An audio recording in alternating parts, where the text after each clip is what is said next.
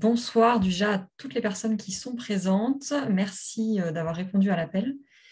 Ce soir, nous proposons du coup une visioconférence avec le professeur Marie Cher de la Fondation Pôle Autisme, qui va donc nous parler de l'autisme et plus particulièrement de l'autisme dans le cadre d'une maladie, des troubles neurodéveloppementaux. Voilà, donc je ne sais pas si... je vais peut-être présenter l'association rapidement, peut-être qu'il y a des gens qui ne la connaissent pas. Donc nous sommes l'association Paxin.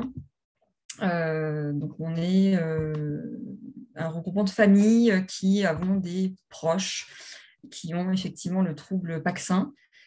C'est une maladie génétique rare et qui induit effectivement un trouble du neurodéveloppement, retard de langage, déficience intellectuelle et pour certains enfants, troubles autistiques, crise d'épilepsie ou autres. D'où effectivement l'intérêt d'avoir cette conférence ce soir avec une spécialiste de l'autisme. Donc merci Marie Cher pour votre présence et pour avoir répondu présent à l'appel. Je vous laisse éventuellement vous présenter si vous le souhaitez, puis je vous laisse la parole. Parfait, merci beaucoup Aurélie et bonsoir à tous. C'est vraiment un plaisir d'être là avec vous aujourd'hui. Donc moi, je suis pédopsychiatre de formation, je travaille à l'Université de Genève où je suis là actuellement. Et puis, du coup, mon intérêt particulier, c'est vraiment les troubles du développement, en particulier les troubles du spectre de l'autisme. Et je vais vous en parler un petit peu plus, en particulier l'intervention précoce. Mais il y a à peu près un an et demi, j'ai été contactée par une des familles de l'association qui était intéressée à faire des évaluations pour sa fille qui a un trouble PAX1. Et donc, du coup, j'ai commencé aussi un petit peu à m'intéresser à ce trouble avec vous, aventure que je continue avec un certain nombre d'entre vous pendant du coup, ces derniers mois. Donc, ce dont je voulais vous parler ce soir, c'est plutôt les troubles du spectre de l'autisme au sens large, mais essayer de faire un petit peu quelques liens avec le syndrome PAX1. Je me suis dit que ça aurait été aussi un bon moment pour discuter, si vous avez des questions en particulier, et puis que je comprenne aussi un petit peu mieux le syndrome PAX1, parce que j'ai vu un certain nombre d'enfants, mais j'en ai quand même pas vu des centaines. Et du coup, ce que je vous propose, c'est que je vous partage mes slides, que je fasse la présentation. Je vous enverrai aussi le PDF après. Je l'ai envoyé à Magali et Aurélie qui vous le feront probablement suivre. Je vous propose vraiment de ne pas hésiter à m'interrompre en cours de route si vous voulez poser des questions. Peut-être de temps en temps, je m'arrêterai pour demander si vous avez des questions. Je trouve que c'est agréable de profiter du fait qu'on est en visioconférence pour que tout le monde puisse profiter de ce moment pour échanger. Et puis sinon, je présente. Vous me dites juste si vous ne m'entendez plus ou s'il y a quoi que ce soit.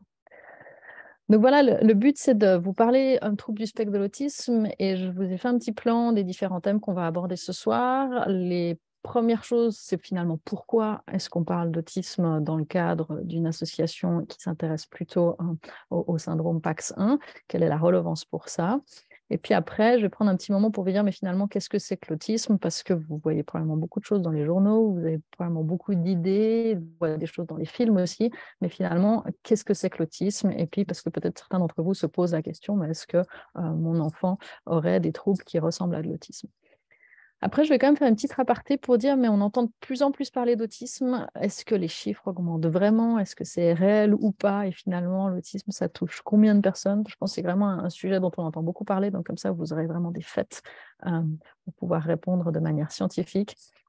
Qu'est-ce qu'on comprend actuellement de l'autisme? Et puis finalement, je vais terminer par vous présenter le projet de recherche qu'on conduit à Genève, qui a été vraiment designé, comme je l'ai dit, pour comprendre le développement des jeunes enfants avec un autisme, et en particulier ces premières années de vie préscolaire et l'influence de l'intervention précoce, et pour lequel on a profité, pour certaines familles, de pouvoir évaluer des enfants qui ont un trouble PAX1 pour profiter de ce projet de recherche qui est en cours et qui a des outils qui fonctionnent et pour essayer de mieux comprendre le développement des enfants qui ont un syndrome PAX1. Donc ça, c'est le programme. Si vous avez des questions, vous n'hésitez pas à m'interrompre, mais sinon, à chaque fois qu'on tombe sur cette slide qui annonce la section suivante, c'est un bon moment pour poser des questions sur ce qu'on vient de discuter.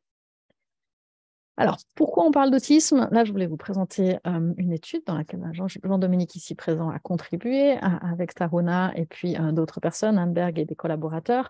Donc, vous la connaissez certainement tous, mais pour vous dire comme ça rapidement, vous le savez, le trouble PAX1, c'est un trouble neurodéveloppemental et il est associé à un certain nombre de signes qui sont des signes qu'on retrouve aussi fréquemment chez des enfants qui ont un trouble du spectre de l'autisme. Parmi ces signes que j'ai donc repris de cet article de Anberg et collègues, Il y a les difficultés d'alimentation dès la naissance, qui sont des choses qu'on peut retrouver dans un certain nombre de cas chez des enfants qui ont un autisme. Chez des enfants qui ont un autisme, ça peut être soit dès la naissance, soit ça peut être des particularités alimentaires qui émergent plus tard, avec principalement une origine sensorielle, qui est celle qu'on retrouve aussi beaucoup chez les enfants qui ont un trouble PAX1, mais qui peut aussi être en lien avec une certaine rigidité, et on reviendra un petit peu là-dessus aussi. Par exemple, l'idée de ne manger que des aliments d'une certaine couleur, ou que de manger qu'un type d'aliment qui vient d'un emballage spécifique, un type de biscuit particulier, des petits pots d'une certaine manière particulière. Donc, il y a cet aspect à la fois sensoriel, mais il peut y avoir aussi un aspect d'habitude, de routine, rigidité, en tout cas dans l'autisme. Dans le trouble PAX1, on retrouve aussi une altération du tonus musculaire qui peut être soit hyper, soit hypotonie, qui est un petit peu moins fréquente dans l'autisme, mais on trouve quand même fréquemment des troubles neurodéveloppementaux avec troubles du tonus musculaire aussi chez les personnes qui ont un autisme. C'est quelque chose qu'on peut retrouver. Le retard dans les acquisitions motrices aussi, on peut le retrouver. Donc, vous le savez, votre enfant qui a un trouble PAX1 a probablement marché plus tard, a probablement développé toutes ses acquisitions motrices un tout petit peu plus tard qu'un enfant qui aurait un développement complètement typique. Donc ça, c'est aussi quelque chose qu'on peut retrouver chez certains enfants autistes. Et un retard dans l'acquisition de langage, c'est aussi une des caractéristiques relativement fréquentes qu'on retrouve dans l'autisme. Dans cette étude, ce que les auteurs avaient fait, c'est qu'ils avaient posé la question, finalement, combien de ces enfants avaient reçu un diagnostic d'autisme et combien avaient des signes d'autisme sans avoir un diagnostic formel. Et c'est ce que vous voyez ici sur ce fromage, c'est qu'on a 39% des enfants qui avaient eu un diagnostic formel d'autisme, 35% des parents qui rapportaient des signes d'autisme sans qu'un diagnostic formel ait été posé. Si vous additionnez les deux, vous vous trouvez vraiment avec 3/4 des enfants qui ont des signes dans la lignée autistique. Donc vraiment, ça nous amène à la question que c'est quelque chose qui est potentiellement relevant dans le syndrome PAX1, mais qui pour l'instant est extrêmement peu caractérisé parce qu'à ma connaissance, personne n'a vraiment fait des tests diagnostiques de manière standardisée dans une cohorte relativement large nombre d'enfants qui ont un syndrome PAX1.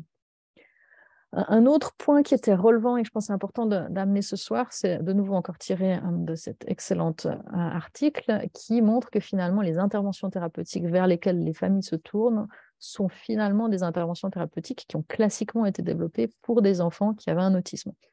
Particulièrement l'ABA, Applied Behavioral Analysis, qui est vraiment une thérapie comportementale qui vise à pouvoir enseigner des comportements plus appropriés, ou en tout cas des comportements qui sont développemental appropriés et adéquats à ces enfants, avec, bon là, vous voyez que c'est des détails d'échantillons relativement petits, parce que finalement, c'était parmi cette cohorte d'une trentaine d'enfants, ceux qui avaient initié une thérapie particulière, et est-ce qu'ils avaient trouvé cette thérapie utile ou non. Et là, vous voyez que à peu près 2/3 des familles qui ont essayé cette thérapie ABA, qui est vraiment quelque chose qui a été développé pour les enfants autistes, avec leur enfant qui avait un trouble PAX1, ont trouvé que c'était vraiment une efficacité qui était bonne à excellente, donc quelque chose qui est vraiment potentiellement relevant.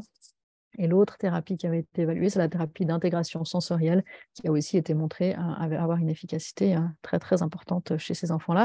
Et ça, c'est typiquement des thérapies qu'on pourrait proposer à des enfants qui sont des enfants autistes. Donc après, on pourra encore peut-être un peu dans la discussion, c'est des choses que j'ai discutées avec quelques familles, voir quels sont les autres types de thérapies qui pourraient être utiles pour les enfants PAX1, et est-ce qu'il y a des thérapies qu'on peut emprunter de l'autisme. En tout cas, c'est déjà quelque chose que les familles en font naturellement et qui semble avoir une certaine efficacité, en tout cas subjective, de la part des familles. Donc malheureusement, pour l'introduction entre PAX1 et autisme, pour l'instant, c'est tout ce que je sais. Enfin, c'est pas vrai, j'en sais un tout petit peu plus parce que j'ai vu quelques familles, mais pour l'instant, j'arrive pas à vous montrer vraiment des données qui sont à extrêmement grande échelle. Donc à partir de là, je voulais plutôt vous présenter qu'est-ce que c'est que l'autisme, puis passer un petit peu de temps là-dessus, et puis revenir après, peut-être sur la fin, sur le syndrome PAX1, et éventuellement avoir une discussion un peu plus prolongée avec vous. Est-ce qu'il y a déjà des questions ? Peut-être une question, Marie. Allez-y, Jean-Luc. Est-ce que le fait que dans cet tout petit échantillon de patients, le fait que la plupart aient été étudiés aux États-Unis, est-ce que ça peut amener quelque chose, un élément, ou des différences dans le diagnostic entre l'Europe et les États-Unis, différences dans le traitement, est-ce qu'il y a un biais là en fait? Alors, c'est une très bonne question. Normalement, les outils gold standard pour le diagnostic de l'autisme, ils sont internationaux. Donc, en tout cas, les outils qu'on utilise, nous, ou les outils que les consultations spécialisées en autisme utilisent sont les mêmes aux États-Unis ou en Europe. Cela étant dit, en Europe, on a une culture relativement jeune de l'autisme. Disons qu'il y a 15 ans, on parlait relativement peu d'autisme. On avait, je ne sais pas combien de termes différents qui se rapportent à ce que maintenant on réfère comme étant l'autisme, et on avait assez peu de personnes qui étaient formées à utiliser les outils diagnostiques. Si je prends par exemple à Genève, cet outil diagnostique, qui est l'outil diagnostique standard, qui devrait être utilisé partout dans le monde, je dirais que ça fait peut-être 12 ans que certaines personnes l'utilisent, et c'est encore pas quelque chose qui est vraiment utilisé en dehors d'une consultation spécialisée comme la nôtre. Donc dans ce sens-là, peut-être dans les mentalités, dans le fait d'aller chercher un diagnostic spécifique, il pourrait y avoir un biais. Classiquement, on a toujours vu que les taux de prévalence étaient en général un tout petit peu plus élevés en premier aux États-Unis, et puis qu'ensuite en Europe, on avait une petite tendance à suivre avec un décalage plus ou moins important. Donc plutôt peut-être dans la connaissance, c'est-à-dire par exemple dans ces familles, est-ce que j'arrive à revenir là? Oui. Dans ces familles qui avaient déjà reçu un diagnostic formel, je peux aussi m'imaginer qu'il y avait plus de facilité d'aller vers un testing formel que ce qu'il pourrait y avoir dans certaines régions d'Europe, même si maintenant ce diagnostic devient de plus en plus facile avec les années. Cela étant dit, si on fait un diagnostic spécifique, il devrait être le même partout. Merci. Voilà. Est-ce qu'il y a d'autres questions? On a une question sur le chat Ouais. je ne vois pas le nom, pardon. Est-ce que l'outil diagnostic est le PEP? Alors, l'outil diagnostic, non, c'est l'EDOS, Autism Diagnostic Observation Schedule, en tout cas que nous, on utilise en consultation, qui devrait être utilisé en consultation. Dans cette publication, j'imagine que Jean-Dominique en sait plus que moi, j'ai essayé d'éplucher pour savoir comment est-ce que le diagnostic avait été trouvé, sur quelle base. De ma compréhension, c'était simplement un diagnostic rapporté par les parents, c'est-à-dire parents qui disent « mon enfant a reçu un diagnostic, oui, non ». Et donc, auquel cas, on n'a absolument aucune information sur comment ce diagnostic a été fait. Est-ce qu'il a été fait de manière formelle avec des outils standards? Ou est-ce qu'il était fait de manière clinique, parce qu'encore une fois, on n'est pas obligé de passer 5 heures à faire un bilan spécifique pour poser un diagnostic. On peut poser un diagnostic juste sur la base de l'évaluation clinique. Et donc, c'est quelque chose qui peut aussi être fait. Et dans cette étude, je ne sais pas comment ça avait été fait. Je vais essayer de faire la face au microphone. Voilà. Est-ce qu'on peut éventuellement, vous pouvez peut-être rajouter sur le chat le nom de l'outil diagnostic, du coup, que vous nous avez donné tout à l'heure. Pas de problème. Alors, autisme observation schedule.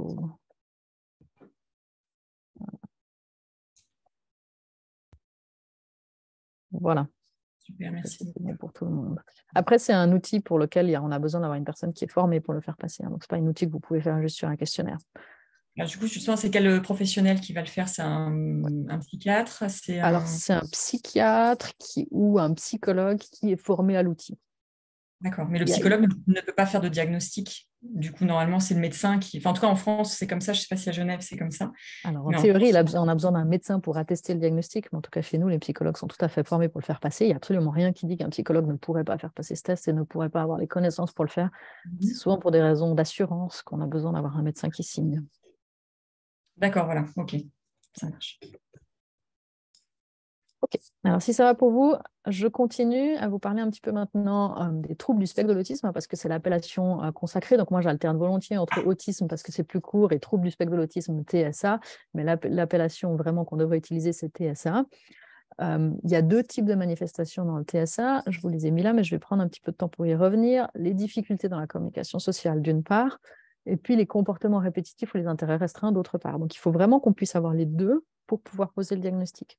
Et ce que vous allez voir, c'est que ces manifestations, elles sont différentes en fonction de l'âge de l'enfant et elles sont extrêmement variables. Il ne suffit pas juste d'avoir un signe pour avoir un autisme, et ça amène une certaine complexité dans le diagnostic. Je vous ai déjà mis aussi un peu la prévalence là, mais je vais y revenir après. Donc maintenant, ce que je voulais faire, c'est vraiment prendre ces 2 dimensions, sociale d'abord, et puis ensuite plutôt l'aspect répétitif, intérêt restreint, comportement répétitif. Si on commence par le social, ce que les parents nous disent beaucoup, en tout cas souvent, si on sort cette fois un peu de la logique du trouble PAX1 et puis qu'on regarde finalement quand les parents consultent chez nous, quels sont les motifs qui les amènent à consulter, la plupart du temps, le motif de consultation, c'est des parents qui nous disent qu'ils ont l'impression qu'ils ont des difficultés à attirer l'attention de leur enfant, que par exemple, quand il l'appelle par son prénom, l'enfant ne se retourne pas ou ne répond pas. Donc, ce que je vous ai mis finalement ici un peu en 4e, l'enfant qui ne va pas ou peut répondre à son prénom, pour lequel on saurait que son audition est normale, parce qu'on pourrait aussi imaginer que ce soit un enfant qui a une surdité. En l'occurrence, soit on peut le tester formellement auprès d'un ORL pour tester l'audition et s'assurer qu'elle est normale, soit la plupart du temps, on a des petits trucs, on fait des petits bruits dans une autre pièce, on allume la télé avec le dessin animé préféré, on ouvre le frigo, on ouvre un paquet de biscuits, et là, on se rend compte que l'audition de l'enfant est relativement normale, mais par contre, quand on l'appelle par son prénom, on a de la peine à attirer son attention, comme s'il ne comprenait pas qu'à ce moment-là, on s'adressait à lui et qu'il fallait qu'il se retourne. Donc ça, c'est beaucoup quelque chose que les parents nous rapportent, qui viennent parce qu'ils ont de la peine à attirer l'attention de leur enfant, à leur montrer des choses, et puis à leur faire comprendre finalement qu'ils attendent quelque chose de spécifique de leur enfant. L'autre motif de consultation le plus fréquent, c'est des parents d'un enfant qui a entre 2 et 3 ans qui disent que finalement leur enfant ne parle pas ou parle peu. Et ça, c'est quelque chose qui est souvent associé à l'autisme, même si ce n'est pas un critère diagnostique unique, c'est-à-dire qu'on a des enfants avec autisme qui parlent tôt, ça existe aussi, qui parlent très tôt et très bien, mais c'est souvent ce qui amène les parents à consulter, c'est de dire « mon enfant a 2 ans, il n'a encore aucun mot », alors qu'on s'attendrait à ce qu'un enfant babille entre 4 et 8 mois de vie, qui commence à utiliser des tout premiers mots relativement simples, disons, autour de la première année, entre 12-14 mois, et puis qu'ensuite, il commence assez rapidement, après les premiers mots, à combiner des mots ensemble, mais en disant qu'à 2 ans, on s'attendrait à ce qu'un enfant combine des petits mots et fasse des toutes petites phrases simples. Et donc là, nous, on a souvent des enfants qui, parce qu'ils ont été chez le contrôle du pédiatre à 2 ans, le pédiatre leur a dit « mais est-ce que votre enfant parle ?» Ils se sont rendus compte que non, l'enfant ne parlait pas, donc c'est finalement ça qui amène le motif de consultation. Quand on pose la question à ses parents, « Ok, mais votre enfant, il ne parle pas, mais finalement, comment il communique ?» Et puis, on peut donner des choses assez simples, du style, si votre enfant est assis par terre, qu'il y a un jouet qui lui plaît, ou un biberon, ou un biscuit qui est en hauteur sur une table ou sur une étagère, comment est-ce qu'il vous fait comprendre que finalement, il veut ce biberon ou ce jouet ? La plupart du temps, un parent d'un enfant qui a un développement typique va dire il me regarde, et puis soit il tend la main, soit il pointe pour me montrer cet objet, et puis il fait éventuellement des vocalisations pour finalement me faire comprendre que c'est ça qu'il veut. Alors, soit si c'est élaboré, il va dire biberon ou biscuit, mais sinon, il va juste faire puis il va regarder à la fois l'objet et ensuite la personne pour s'assurer que la personne est suivie du regard. Donc ça, c'est vraiment un exemple assez fonctionnel d'intégration de la communication non verbale, c'est-à-dire le pointage, le regard, avec la communication verbale. En l'occurrence, là, ça peut être juste des vocalisations, ou ça peut être biscuit, ou ça peut même être des pleurs finalement, pour essayer de faire comprendre une demande. Donc ça, c'est des choses qu'on voit dans le développement typique. Je vous montrerai après une petite vidéo. Et c'est typiquement des choses qui peuvent être altérées chez des enfants qui présentent un autisme. Donc c'est des enfants qui vont moins pointer. On voit des fois des enfants qui, à 2-3 ans, ne pointent pas encore, alors qu'on s'attendrait que le pointage vienne avant l'âge de 1 an. C'est des enfants qui utilisent moins leur regard pour communiquer finalement une chose qui les intéresse. Donc, ils vont moins regarder une chose pour essayer de faire comprendre que cette chose leur plaît et ensuite aller vérifier que la personne a suivi du regard pour voir de quelle chose on était en train de parler ou pour demander quelque chose en particulier.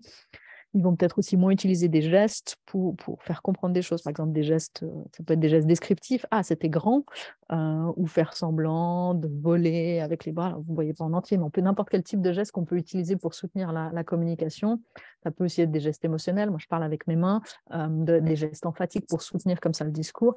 Tout ça, c'est des gestes qu'on utilise à n'importe quel âge pour soutenir la communication, que les enfants qui n'ont pas encore de langage utilisent plus, parce que finalement, comme ils n'ont pas encore de langage, c'est plus facile d'utiliser leurs gestes pour se faire comprendre, mais qui, malgré tout, après, à n'importe quel âge, sont des choses qu'on a tendance à associer, et on parle non seulement avec notre voix, avec le contenu du langage, ce qu'on est en train de dire, avec la prosodie aussi, on module ce qu'on est en train de dire, et puis on met plus d'emphase dans certaines parties du langage, et on parle aussi avec notre gestuelle.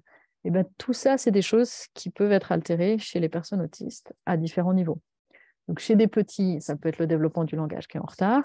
Chez des enfants qui vont parler mieux, ça peut être peut-être la prosodie, de parler de manière un peu plus robotisée, comme ça, avec un ton qui est beaucoup plus plat. Ça peut être aussi l'intégration entre toute la gestuelle et puis le discours, avec quelqu'un qui va être comme ça un petit peu plus rigide, qui va moins utiliser des gestes pour pouvoir soutenir le discours. Donc, toutes ces choses-là, c'est ces choses qu'on regarde.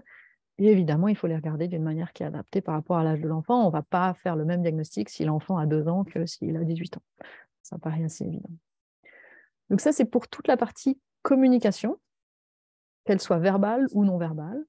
Et puis après, il y a toute une partie interaction avec l'autre, qui est finalement comment est-ce que l'enfant ou l'adolescent rentre en relation avec l'autre.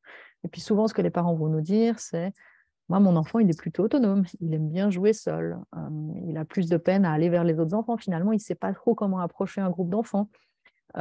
Et ça peut être à n'importe quel âge. Ça peut être un petit qui ne sait pas trop comment aborder un groupe d'enfants pour aller partager des jouets, mais ça peut aussi être un plus grand qui finalement ne sait pas comment entamer une conversation, ne sait pas comment est-ce que dans une conversation on peut avoir une certaine réciprocité, qu'à un moment donné, on pose une question, ensuite la personne répond, et puis qu'on essaye de faire un ping-pong comme ça dans la conversation.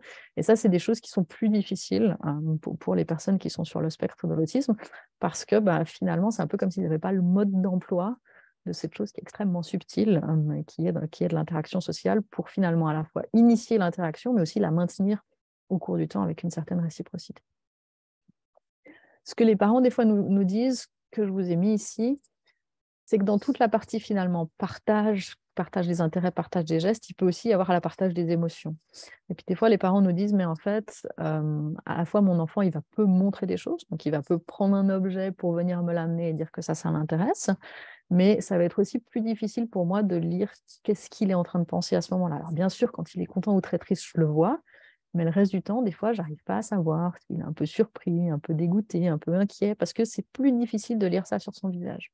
Et puis ça, c'est aussi des choses qu'on voit et qui, du coup, participent des difficultés de communication, parce qu'en fait, il y a moins d'expression de l'émotion d'une manière qui puisse être comprise par l'autre dans un ping-pong comme ça de la réciprocité sociale dont je vous parlais. Et puis un dernier point que je vous ai mis là, qui peut être que finalement, le résultat de tout ça, c'est que l'enfant, il peut avoir de la peine à comprendre des situations un peu sociales complexes. Comment est-ce qu'on fait pour joindre une conversation? Qu'est-ce qu'on peut dire, qu'est-ce qu'on ne peut pas dire? Ce qui peut des fois amener des situations un peu cocasses en disant « Ah t'as vu la personne là » et puis en donnant des choses un peu péjoratives sans se rendre compte qu'on ne devrait pas dire ça dans tel type de contexte. Donc de vraiment être dans quelque chose dans lequel les attentes sociales sont pas toujours remplies de manière subtile, parce que finalement, la personne n'a pas totalement compris quelle était la situation sociale et les règles sociales dans ce contexte-là. Alors, juste pour vous remettre quand même, situer un peu ça de manière très claire, c'est évident qu'un enfant qui a un retard du développement, il va avoir plus de difficultés à comprendre la subtilité des relations sociales, parce qu'on est quand même dans des choses qui sont assez complexes. Ce qui est spécifique de l'autisme, c'est qu'il y a vraiment des difficultés plus importantes dans le domaine social de ce qu'on pourrait attendre par rapport au niveau de développement de cet enfant-là.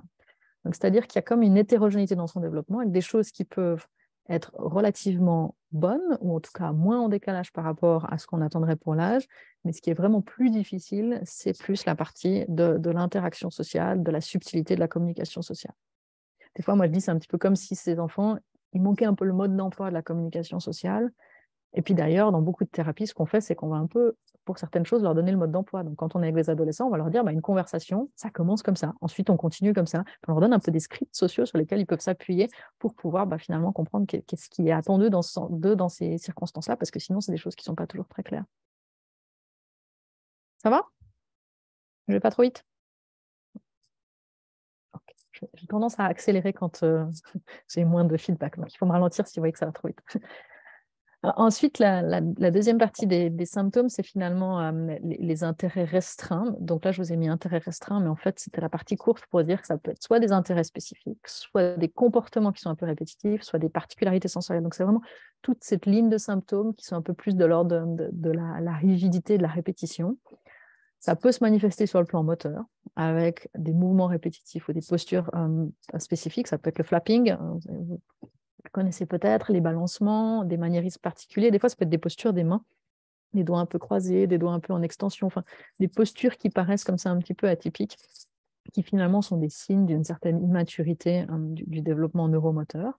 Ça, c'est des choses qu'on voit, qui ne sont pas des choses sur lesquelles on va agir sur le plan de l'intervention, mais qui sont des choses sur lesquelles ça nous donne des signes qui participent finalement au diagnostic de l'autisme. Dans les intérêts, il peut y avoir des jeux qui sont un peu répétitifs. Donc le fait, par exemple, d'aligner des parents qui vont nous dire moi, à la maison, mon enfant, il joue au garage de voitures parce qu'en fait, il aligne toutes les voitures les unes à côté des autres. Puis ensuite, on essaye de dire, mais en fait, qu'est-ce qu'il en fait? Est-ce qu'il y a un scénario? Est-ce qu'il y a un personnage? Est-ce qu'il fait vroom vroom? Non, mais en fait, il fait le garage parce qu'il les aligne toujours au même endroit. Puis si on les déplace, il va les réaligner. Donc, de bien essayer de comprendre finalement, est-ce que cet enfant, il aligne parce que c'est le moment où c'est le garage, puis ensuite, il va se passer autre chose, ou est-ce qu'il y a vraiment un intérêt spécifique pour aligner, puis il passe une partie de son temps pour faire ça.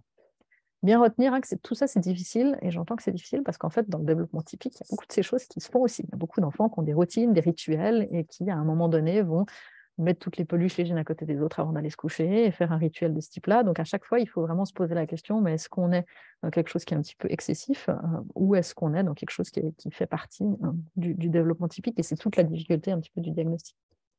Ce qu'on peut voir aussi, c'est de faire tourner des objets. Donc, typiquement, si vous voyez un peu une soucoupe comme ça de tasse qui va tourner puis qui va faire un peu un mouvement comme ça, avec aussi le bruit qui va avec, donc ça peut être ça, ou de faire tourner des balles et regarder un peu le mouvement que ça fait de manière un petit peu répétitive, ou d'être un spécialiste pour ouvrir ou fermer les portes de manière répétitive. Et du coup, tout ça, ça prend un peu de place parce que c'est quelque chose dans lequel l'enfant se sent rassuré, qui fait de manière régulière, mais pendant tout ce temps-là, en fait, il n'est pas en train de regarder ce qui se passe dans son environnement social et d'être en lien avec ce qui se passe autour de lui, donc il rate des opportunités d'apprendre sur le plan social.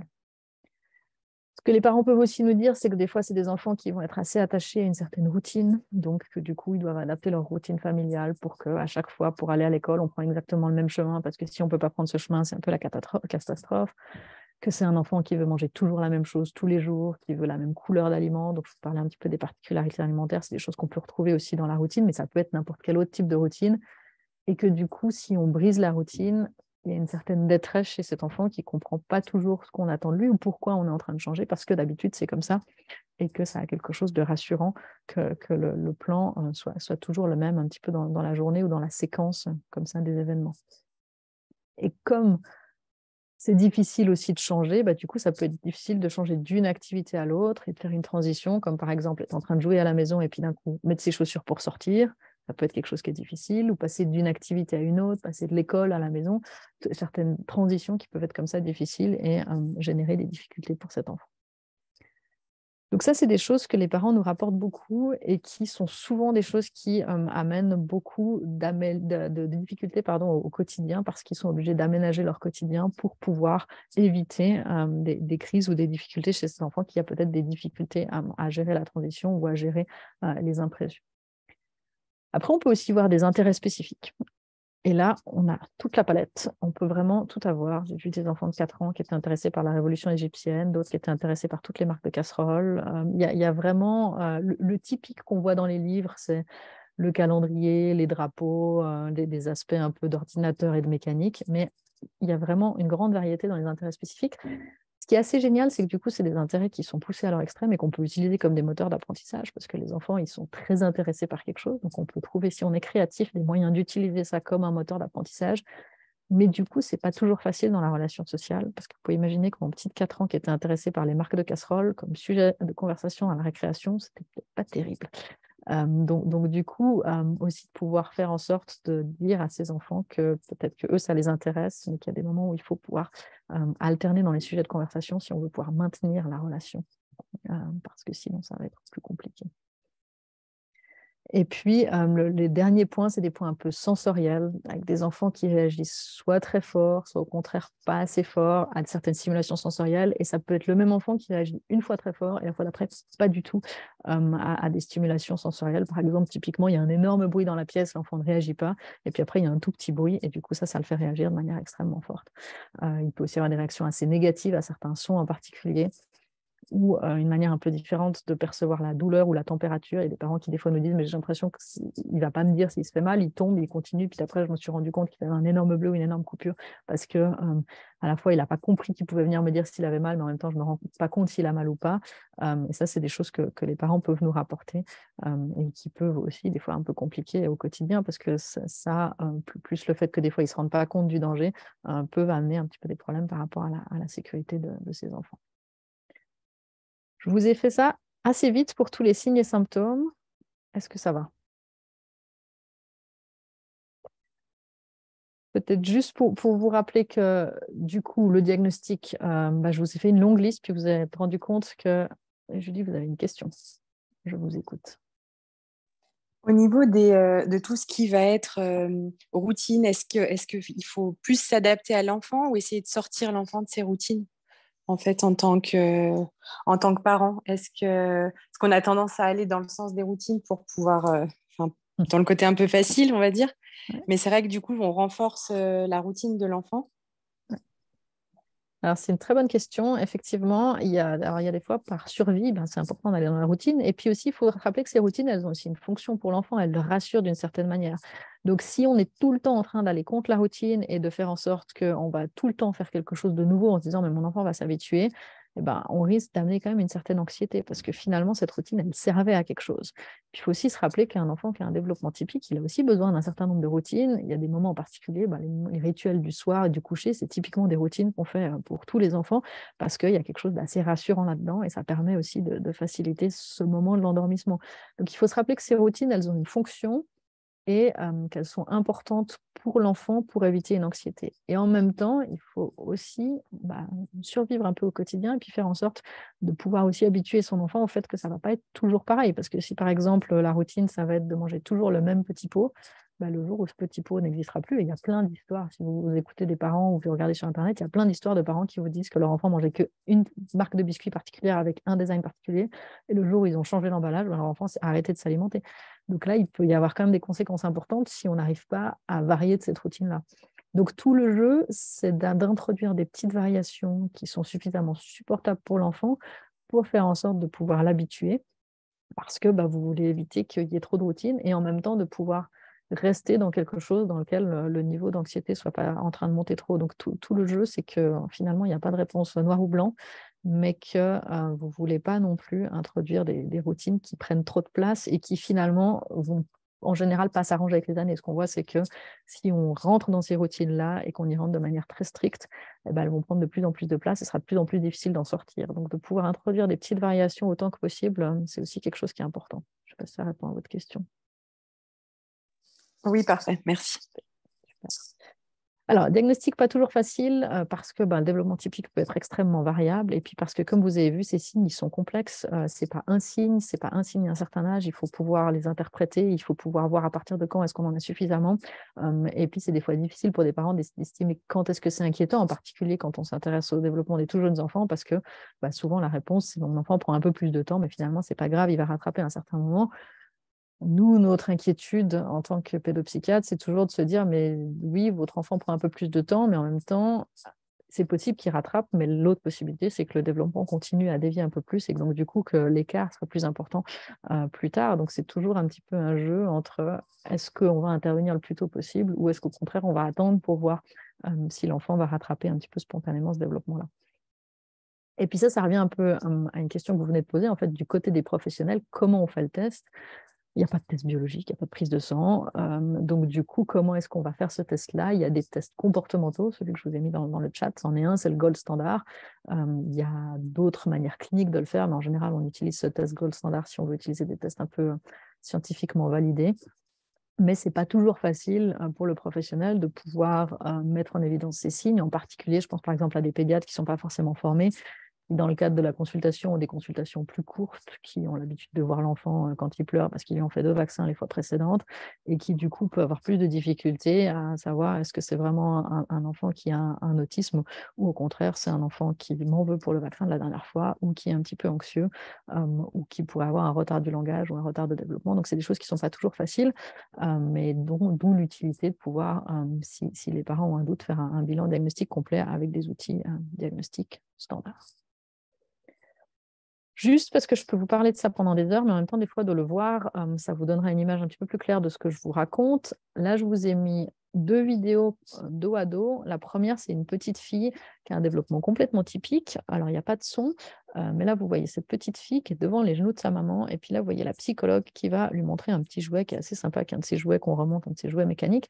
Il n'y a pas de son, mais regardez bien l'intégration dont je vous parlais entre les gestes et les regards. Puis vous voyez à un moment donné qu'elle ouvre un peu la bouche. Ça, c'est des moments où elle vocalise.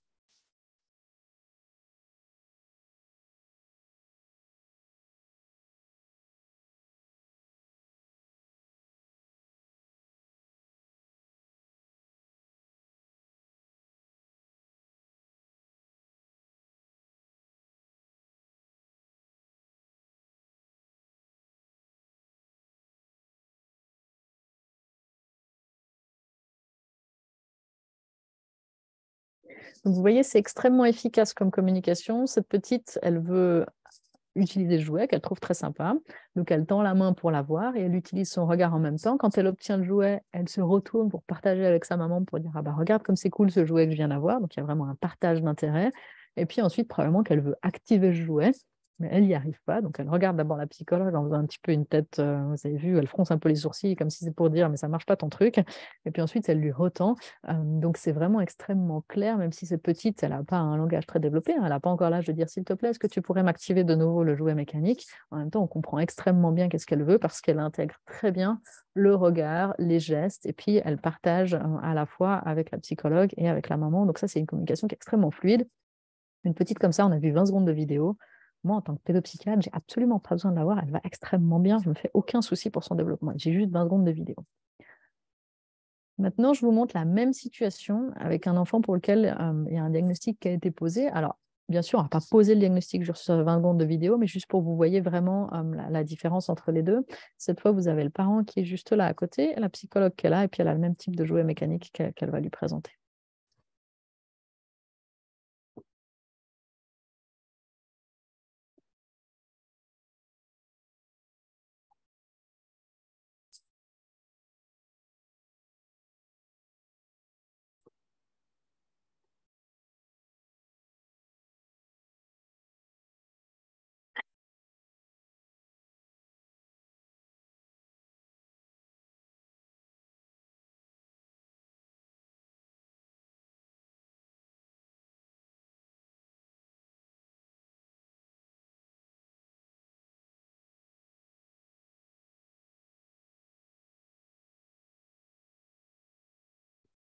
Donc, je ne sais pas si vous avez bien vu, mais en tout cas, cet enfant-là, il n'y a absolument aucun moment où il y a un regard. Donc, il n'y a pas de regard partagé, ni avec la psychologue, ni avec le parent.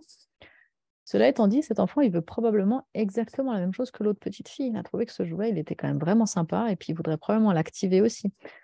Mais à aucun moment, il a compris qu'il pouvait utiliser la psychologue pour lui demander de le réactiver. On peut se dire, OK, il est autonome, il se débrouille tout seul, c'est très bien.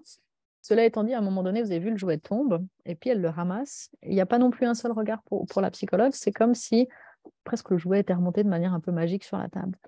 Et puis après, il veut continuer à l'activer, sauf qu'il n'y arrive pas. Vous voyez, il commence à se frustrer, à s'énerver. Et à ce moment-là, je ne sais pas si vous avez vu, mais elle lui tend la main. Et puis elle lui dit, alors on n'entend pas, mais on voit qu'elle s'élève, bouge, elle lui dit, est-ce que tu veux que je t'aide? Donc elle lui donne à la fois une indication visuelle en lui tendant la main, et puis une indication vraiment verbale en disant, si tu veux, je t'aide. Je ne sais pas si c'est vu, mais à ce moment-là, il n'y a absolument aucune réaction de l'enfant qui continue à être relativement frustré, à secouer son objet pour qu'il marche, et puis à être complètement bloqué. Et donc là, vous voyez en fait comment le fait que cet enfant, de nouveau, je ne vais pas poser un diagnostic juste sur ces 20 secondes, c'est le diagnostic qui a été posé sur une évaluation plus longue, mais en tout cas, ça c'est un moment très illustratif où cet enfant, il va se frustrer parce qu'en fait, il voulait demander quelque chose, mais il n'a pas les moyens pour le demander, parce qu'il n'a pas compris qu'il pouvait à la fois utiliser son regard ou redonner, il n'a pas compris que cette personne pouvait l'aider à réactiver ce jouet. Donc ça rentre dans un cercle qui est un petit peu un cercle vicieux dans lequel il se sent très frustré parce qu'il n'a pas les moyens de demander, et c'est plus difficile aussi de l'extérieur de pouvoir trouver les moyens de l'aider puisqu'il ne nous laisse pas l'aider au moment où on tend la main en disant « si tu veux, je t'aide ». Donc ça, c'est typiquement ça que j'entendais en vous disant, c'est comme si cet enfant, il n'avait pas le mode d'emploi de la communication sociale parce qu'en fait, il n'a pas compris qu'il pouvait vraiment entrer dans une interaction pour arriver à ses fins sur le jouet qui est en train de l'intéresser. Et le risque de ça, c'est que jour après jour, il y a un certain nombre d'expériences qui soient frustrantes et que finalement, on ait des troubles du comportement alors qu'il voudrait donner les outils à cet enfant pour communiquer, et que si on pouvait faire ça, du coup, on aurait moins de frustration et plus de facilité à pouvoir communiquer avec lui. Ça va? Je voulais vous montrer un autre petit morceau parce que j'ai parlé un petit peu d'attention conjointe avant, juste pour vous dire combien est-ce que c'est un processus qui est important et qui est rapide dans le quotidien. Ça, c'est de nouveau un enfant qui a un développement typique, exactement le même âge. Même setup, vous avez là à gauche la maman, puis vous avez la psychologue, et elle va lui montrer en lui pointant le petit sticker qui est juste derrière. Ça va très vite. Elle pointe, et vous voyez qu'instantanément, il se retourne, il regarde ça, elle le déplace, elle le met ailleurs. Et ça, au quotidien, dans le quotidien du développement d'un enfant, on fait ça 150 fois par jour, de dire « Ah, t'as vu un chat au bord de la route? Oh, bah tiens, regarde, je vois un hélicoptère qui est en train de passer. » Donc, 150 fois dans la journée, on va lui montrer quelque chose, puis on va labelliser ce quelque chose, et à la fin, l'enfant va comprendre, ah bah tiens, ça s'appelle un hélicoptère, ça s'appelle un chat, ça s'appelle une chaise, et du coup, c'est comme ça que le développement du langage se fait, parce qu'on est capable de regarder la même chose en même temps, soit l'adulte lui montre quelque chose et l'enfant va suivre, soit avec le pointage, soit juste avec les yeux, soit même l'enfant va pointer quelque chose en disant « Ah, ah », et du coup, la maman va dire « Ah oui, ça s'appelle un avion, ça. Regarde, tu as vu l'avion. » Donc, du coup, on est en train de parler de la même chose et on utilise ça pour développer le langage. Et ça, c'est un processus dont on sait qu'il est vraiment atypique chez des enfants qui ont un autisme, qui font que, du coup, on sait qu'il y a une relation directe entre la diminution de l'attention conjointe et puis le développement du langage. Je vous montre l'exemple. Cette fois, chez un enfant de 14 mois, vous allez voir que cet homme va essayer de faire exactement la même chose avec ce petit garçon.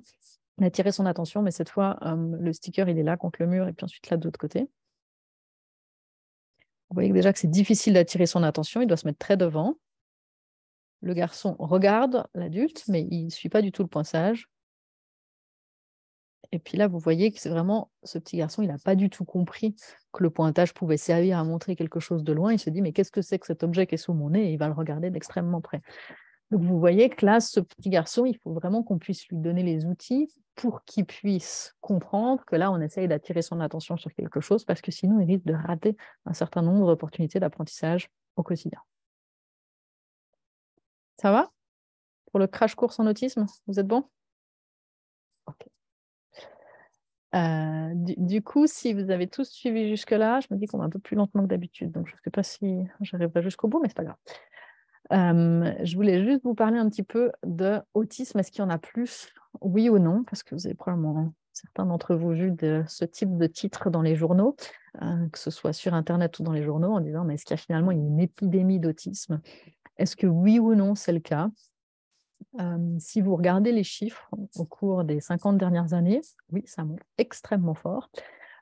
Cela étant dit, le terme autisme, il n'existait pas ou très peu à l'époque, et donc forcément qu'il a été décrit en 1940, mais en 1940, il y avait quelques personnes, ils pensaient que c'était que des autismes non-verbaux avec des enfants qui n'avaient absolument aucun moyen de communication, donc du coup, on était à 1 sur 5000, et petit à petit, on a de mieux en mieux défini qu'est-ce que c'est que ce concept d'autisme, hein. Et puis, on voit que du coup, la prévalence augmente parce qu'on sait un petit peu mieux de quoi on parle. Ce n'est pas forcément que les enfants n'y étaient pas là avant. Hein. On n'a pas passé de 1 sur 5000 à 1 sur 110, mais c'est juste qu'on a défini un petit peu mieux de quoi on parlait. Sauf que malgré tout, même si on parle de la même chose depuis maintenant une vingtaine d'années, on voit que même si on parle de la même chose, il semble quand même y avoir une petite augmentation que vous voyez ici. On est passé de 1 sur 150 dans les années 2000, et puis les derniers chiffres qu'on a, qui viennent d'être publiés en décembre 21, il y a un an, sont les chiffres de 2018, puis vous voyez qu'on est à 1 sur 44. Donc 1 sur 44, on n'est pas loin des 2% et demi. C'est moins que le trouble déficit d'attention, qui est autour des 6%, donc c'est moins que d'autres troubles du développement, mais on est quand même dans une prévalence de quelque chose qui devient comme ça assez importante. Et toute la question que les gens se posent, c'est finalement, est-ce que c'est une augmentation réelle? C'est-à-dire, est-ce qu'il y a vraiment plus de cas d'autisme maintenant? Et est-ce qu'il y en a plus, en particulier au cours des 20 dernières années, où finalement on a utilisé à peu près le même design et les mêmes outils diagnostiques? Ou est-ce que c'est une augmentation artificielle parce qu'on serait meilleur pour diagnostiquer des enfants qui, jusque-là, n'étaient pas diagnostiqués ou diagnostiqués autrement? Donc, juste pour vous donner rapidement la réponse à ça, il y a plusieurs hypothèses autour de ça, mais probablement qu'une grande partie de cette augmentation, alors cette revue estime que c'est à peu près 25% de l'augmentation, est en lien avec un changement de pratique diagnostique. C'est-à-dire ce qu'avant on appelait plus volontiers la déficience intellectuelle, le retard mental, a maintenant été progressivement substitué par parler d'autisme. Donc vous voyez que la déficience intellectuelle, elle diminue au cours des années en parallèle avec l'augmentation de l'autisme. Ça, ce n'est pas parce que l'une a disparu et l'autre a augmenté, c'est juste parce qu'on a remplacé le diagnostic. Un enfant qui recevait ce diagnostic de déficience intellectuelle va plutôt maintenant recevoir un diagnostic d'autisme. Donc ça, c'est une partie de l'augmentation et c'est une partie vraiment non négligeable de l'augmentation. Après, l'autre question qu'on peut se poser, c'est est-ce que le fait qu'on change la manière de faire un diagnostic d'autisme, la classification diagnostique, est quelque chose qui a une influence? Et en particulier, dans le domaine de l'autisme, il y a eu une grosse modification qui a eu lieu il y a à peu près une dizaine d'années. Puis je pense que c'est important d'en parler pour réaliser qu'en fait, avant, ce qu'on appelle maintenant l'autisme, ça ne s'appelait pas l'autisme. Et donc ça pourrait aussi participer du fait que maintenant, on entend le mot autisme partout. Parce qu'en fait, avant, le terme qui correspond maintenant au TSA, ça s'appelait les troubles envahissants du développement, donc les TED. Et ça, c'est le terme qui a été utilisé jusque 2013, donc il n'y a même pas 10 ans. Alors, la littérature scientifique a fait le pas un petit peu avant d'utiliser ce terme de trouble du spectre de l'autisme, Mais finalement, les cliniciens ont encore beaucoup utilisé les troubles envahissants du développement.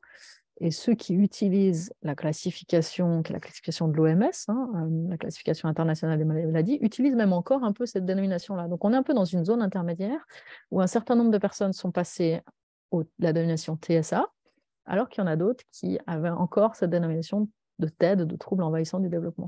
Donc, forcément, si vous entendez parler d'autisme, vous entendez ça plus souvent, puisqu'en fait, avant, on parlait troubles envahissants du développement, puis on laissait volontiers tomber le envahissant, donc on parlait de troubles du développement. Et puis du coup, maintenant, ça c'est un peu devenu les troubles du spectre de l'autisme. Donc de manière un petit peu artificielle, forcément, ça augmente le nombre de fois où le diagnostic autisme est écrit, mais cela étant dit, ça ne veut pas forcément dire qu'il y a plus d'enfants qui ont ce diagnostic maintenant, et ils ont vraiment essayé de comparer, si on compare ce qui est comparable, c'est-à-dire tout ce qui est maintenant la catégorie troubles du spectre de l'autisme, qui était avant, donc tous ces sous-catégories-là, avec tout ce qui est maintenant le TSA, on se rend compte que finalement, ça ne change pas le nombre d'enfants qui reçoivent ce diagnostic. Mais ça, c'est important de le savoir parce qu'il y a beaucoup de familles qui se retrouvent très perdues en disant « mais moi, on m'a dit que mon enfant, il avait un TSA, mais je vais voir quelqu'un d'autre, on me dit qu'il a un TED, puis je vais voir quelqu'un d'autre, on me dit qu'il a un syndrome d'Asperger. » Et puis en fait, à la fin, on est un peu en train de parler tous des mêmes choses. D'ailleurs, la dénomination d'Asperger a disparu. C'est quelque chose qui maintenant fait partie du TSA. Tous ces sous-catégories-là, elles ont disparu au profit du TSA, qui est une catégorie unique qui correspondait avant à toutes ces catégories-là, sauf bien sûr le syndrome de Rett qui a été sorti. Ça, c'est une autre histoire. Donc ça, c'est aussi quelque chose qui était important à savoir. Ça va jusque-là? Ouais. Est-ce que je peux poser une Allez-y. petite question? Bon, il y a cette classification, vous nous avez donné un ensemble de signes ou de symptômes. Est-ce qu'il y a un aspect, je dirais, qualitatif, quantitatif, je veux dire, où on est plus sensible à... il y a probablement une évolution là. Est-ce que cette évolution-là, donc c'est pas qu'il y a des symptômes en plus ou en moins, mais qu'on y est plus ou moins sensible? Au cours du temps? Ouais. Alors, bonne question aussi, je ne me suis pas mis les slides là parce que sinon j'en avais pour 3 jours, mais en gros, on se rend compte que le nombre d'enfants qui ont un diagnostic de TSA avec des difficultés intellectuelles, c'est quelque chose qui a relativement peu changé. La prévalence, elle a augmenté un petit peu, et probablement parce qu'avant, on diagnostiquait la déficience intellectuelle et maintenant, on diagnostique autisme avec déficience intellectuelle. Mais là où il y a une augmentation vraiment flagrante de x8, c'est les enfants qui finalement ont un TSA sans déficience intellectuelle. Donc, c'est plus ces profils plutôt subtils qu'avant, on ne reconnaissait pas vraiment. On pouvait dire, ah bah tiens, cet enfant, il est un peu bizarre, il est un peu... Et puis alors, en psychanalyse ou autre, on avait 25 classifications tout aussi ésotériques les unes que les autres pour essayer de rendre compte finalement des difficultés de cet enfant. Et puis, au jour d'aujourd'hui, on va dire, non, mais en fait, cet enfant, il a un trouble du développement et ce trouble du développement s'appelle un autisme, même s'il a des compétences qui sont préservées. Donc, en fait, là, on va changer un petit peu notre manière de voir tous les enfants qui finalement ont moins de retard de développement et on va devenir beaucoup plus fin pour pouvoir identifier ceux-ci, alors qu'à l'époque, on n'identifiait que les cas les plus sévères. Ça répond à votre question. Donc, c'est à peu près fois 1,5 le nombre de cas, augmentation des cas sévères, et c'est fois 8 par contre l'augmentation des cas moins sévères. Donc, il y a vraiment un biais qui est extrêmement fort de ce côté-là. Et puis, la raison principale, c'est que la conscience du TSA parmi les professionnels, mais aussi parmi les familles, la preuve est qu'on en discute ce soir, de ce qu'on voit dans les journaux, de ce qu'on voit dans les médias, a augmenté de manière vraiment drastique. Là, vous voyez le nombre d'études qui sont publiées sur l'autisme si on fait un search sur PubMed. Alors, 2022, il y en a encore un tout petit peu moins. On ne sait pas si c'est parce que l'année n'est pas finie ou c'est parce que 2021 a été très productive avec le Covid, mais vous voyez qu'on monte à 8000 études publiées sur l'autisme chaque année, puis c'est quelque chose qui n'est pas prêt de s'arrêter. Donc, ça veut dire que c'est quelque chose qu'on connaît mieux, qui est mieux caractérisé. Du coup, on a aussi plus d'informations et ça fait que les professionnels vont plus facilement penser à ce diagnostic alors qu'il y a 20 ans, on n'y pensait pas forcément d'emblée. Nous, on voit aussi beaucoup ça dans les adressages des pédiatres qui nous adressent beaucoup plus volontiers maintenant des enfants que c'était le cas il y a une dizaine d'années. Là, c'est juste une dernière fois pour vous dire que finalement, si vous prenez des études de cohorte qui datent de 93 à 2002 et que vous regardez avec un questionnaire standardisé en posant la question à ces familles des traits d'autisme, vous allez voir que la prévalence n'a pas du tout changé. Donc, c'est la ligne bleue ici au cours des années. Donc, ça, c'est si on utilisait les questions qu'on pose aux familles. Et si par contre, vous regardez combien de ces familles ont reçu un diagnostic, vous voyez que ça augmente. Donc, finalement, ça vous montre que ce n'est pas tellement qu'il y a eu une augmentation de l'autisme, parce que si vous le mesurez de manière objectivable, c'est extrêmement stable. Par contre, il y a une augmentation très frappante du nombre de ces enfants qui ont vraiment réellement reçu leur diagnostic. Donc ça veut dire qu'en fait, avant, il y avait un nombre d'enfants qui étaient sous-diagnostiqués, qui était probablement beaucoup plus important que ce qu'on a aujourd'hui. Ça va? Ok. Je me rends compte que c'est un peu dense, mais si vous me suivez toujours, on continue. Du coup, finalement, comment est-ce qu'on comprend qu'est-ce que c'est que l'autisme? Ce qu'on sait, c'est que c'est principalement quelque chose qui a des facteurs génétiques qui sont très importants. Et ça, on le sait parce que les études de jumeaux nous montrent qu'il y a une concordance entre les jumeaux monozygotes qui est vraiment impressionnante. C'est 98%. Alors, bien sûr que les jumeaux monozygotes, ils partagent non seulement leur génome, mais ils partagent aussi toute leur vie intra-utérine prénatale. Donc ce n'est pas uniquement l'héritabilité génétique, mais c'est quand même quelque chose qui est extrêmement élevé. Et puis les jumeaux dizygotes, vous voyez qu'ici, on est de l'ordre de 67%. Il y a certains facteurs non génétiques qui sont associés à la grossesse qu'on connaît pour être associés à une augmentation du risque de TSA. Vous avez peut-être vu dans les journaux, il y a quelques années, le scandale de la dépakine, qui est un antiépileptique, où il y a beaucoup de personnes qui ont réalisé qu'il y avait une augmentation du risque de l'autisme en lien avec la dépakine, ce qui m'a toujours étonné pourquoi est-ce qu'on réalisait ça si tard alors que c'est écrit dans la notice depuis des années, mais en même temps, vous avez vu ça du coup probablement dans les journaux. D'autres complications obstétricales qui peuvent être associées à ça. Donc, le poids de la génétique est important. Maintenant, ce n'est pas un gène. C'est comme si maintenant on était en train de réaliser que les TSA, c'était des milliers de syndromes neurogénétiques différents. Donc, si par exemple, on prend une database qui regroupe tous les gènes qui ont été identifiés comme associés à de l'autisme, vous avez plus de 1000 gènes qui ont été identifiés dans cette database, qui est la database SFARI. Donc ici, vous voyez que chaque ligne, c'est finalement un de ces gènes qui a été identifié, dont on sait qu'il joue un rôle dans l'autisme, avec des syndromes dont certains sont très connus, comme par exemple le X fragile. Vous avez ici aussi le Phelan-McDermid, le syndrome de Timothy, la neurofibromatose, le syndrome de Rett. Tous ces syndromes sont des syndromes qui sont associés à de l'autisme. Et puis, toute la question que je pense que vous vous posez et que certains se posent dans la littérature, c'est finalement, est-ce que le PAX1 va faire partie de ces causes dont on sait qu'elles sont associées à de l'autisme? Alors, c'est jamais du 100%, vous voyez ici.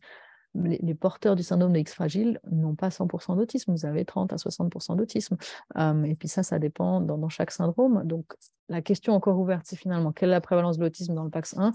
Mais ce qui est assez clair, c'est que le PAX1 est maintenant reconnu comme un de ces 1000 et quelques gènes qui sont identifiés dans la database SFARI. Donc, ce qui se pose maintenant en termes de compréhension, c'est comme si on avait des milliers de mutations génétiques différentes, mais qui finalement, à la fin, convergent vers un même mécanisme qu'on ne connaît pas. Donc, probablement des mêmes altérations dans des synapses cérébrales, des mêmes mécanismes cérébraux partagés, pour finalement arriver à un tableau clinique qui est relativement similaire, avec ces signes dont on a parlé, qui eux-mêmes sont hétérogènes, qui pourraient potentiellement être un peu différents d'une mutation génétique à une autre, mais qui finalement viennent de causes qui sont toutes extrêmement différentes. Donc ça nous complexifie un petit peu la recherche parce que finalement, pour essayer de connecter un petit peu les points pour comprendre ce qui se passe, il faut aussi pouvoir comprendre pourquoi est-ce que autant de gènes différents peuvent être responsables de finalement la même manifestation clinique chez ces enfants-là. Ça va ? Donc ça, c'était pour comment est-ce qu'on essaye de comprendre ce qui se passe. Si maintenant on vient à des choses à l'autre extrémité, c'est-à-dire en se posant la question, mais finalement, l'autisme, c'est quoi? Ce que j'ai essayé de vous montrer, c'est que c'est beaucoup des difficultés dans la communication sociale. Ce qui a beaucoup été fait dans l'autisme, pour vraiment mieux comprendre l'autisme, c'est d'essayer de comprendre comment est-ce qu'il regarde le monde social. Et là, il y a des études très, très chouettes. Et là, c'est la première étude qui a maintenant 20 ans, qui a utilisé l'eye tracking. Donc, l'eye tracking, c'est une technique qui nous permet de voir le monde à travers les yeux de la personne, en regardant exactement qu'est-ce qu'il est en train de regarder à un moment donné. Et cette première étude a montré que si vous prenez deux personnes, c'était deux jeunes adultes qui avaient des bonnes compétences cognitives tous les deux, qui étaient les deux au début de leur université, et vous leur montrez un petit extrait d'un film, c'est Qui a peur de Virginia Woolf, vous voyez qu'une personne qui a un développement typique, elle va regarder les yeux et le nez pour essayer de voir qu'est-ce qui se passe finalement dans l'interaction. Beaucoup de ce qu'on comprend de ce qui est en train de se passer dans finalement l'esprit des autres, c'est en regardant dans les yeux. Dans une conversation, on va faire des allers-retours entre les yeux. Et dans une interaction avec plusieurs personnes, on va essayer de faire des allers-retours pour dire mais qu'est-ce qui est en train de se passer là, dans cette interaction sociale-là. Et si vous regardez la personne qui a un autisme, qui est ici en rouge, vous allez voir que cette personne, elle va regarder autre chose. Peut-être regarder plutôt la bouche, où elle va se perdre un petit peu le long de la cravate et puis passer ici. Donc elle va probablement rater des signaux sociaux pour comprendre la scène sociale, Mais pendant ce temps, elle va peut-être regarder autre chose. Donc, si à la fin de cette scène, vous demandez à cette personne qu'est-ce qu'elle a vu, il y en a un qui va vous dire « Ah il s'est passé ça, c'était très intense, ils étaient en train de discuter de tel sujet ». Et puis l'autre qui va vous dire « Mais son collier a été fait de X perles de telle et telle manière ». Et donc, du coup, qui va avoir une vision très différente, peut-être plus orientée sur des détails, plus orientée sur des intérêts spécifiques de la scène, parce qu'en fait, elle a regardé quelque chose qui était extrêmement différent de cette scène-là. Donc, c'est vraiment cette idée un petit peu de désintérêt pour la relation sociale et en même temps en parallèle d'un intérêt spécifique qui pourrait du coup orienter plus particulièrement comment est-ce que cet enfant est en train de, cet adulte là, en l'occurrence, est en train de regarder la scène. Et tout ça, ça nous a amené, ça a amené tout le champ de l'autisme à développer cette hypothèse que potentiellement le mécanisme commun pour l'autisme, même si on n'a évidemment actuellement aucun moyen de le prouver, ce serait que depuis les premiers mois de vie de l'enfant, cet enfant, il va moins regarder toute l'information sociale. Donc, il va moins regarder dans les yeux, il va moins regarder comment est-ce que l'orientation des yeux est en train de me révéler qu'est-ce qu'un objet peut avoir d'important. Par exemple, tout à l'heure, je vous disais, regarde un chat. Donc, il va moins suivre du coup la direction des yeux.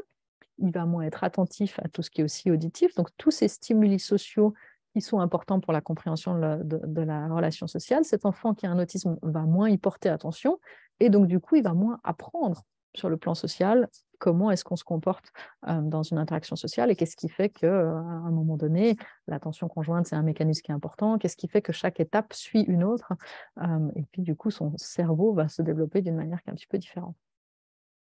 Le parallèle de ça, c'est que comme on apprend en étant en lien avec les autres, du coup, si on est moins en train de regarder les autres et moins de comprendre ce qui se passe dans l'interaction sociale, on risque aussi de moins développer ces capacités d'apprentissage-là. Donc ça, c'est une hypothèse qui est assez attrayante parce qu'elle nous permet d'essayer de comprendre finalement quel serait le mécanisme commun pour ces enfants-là.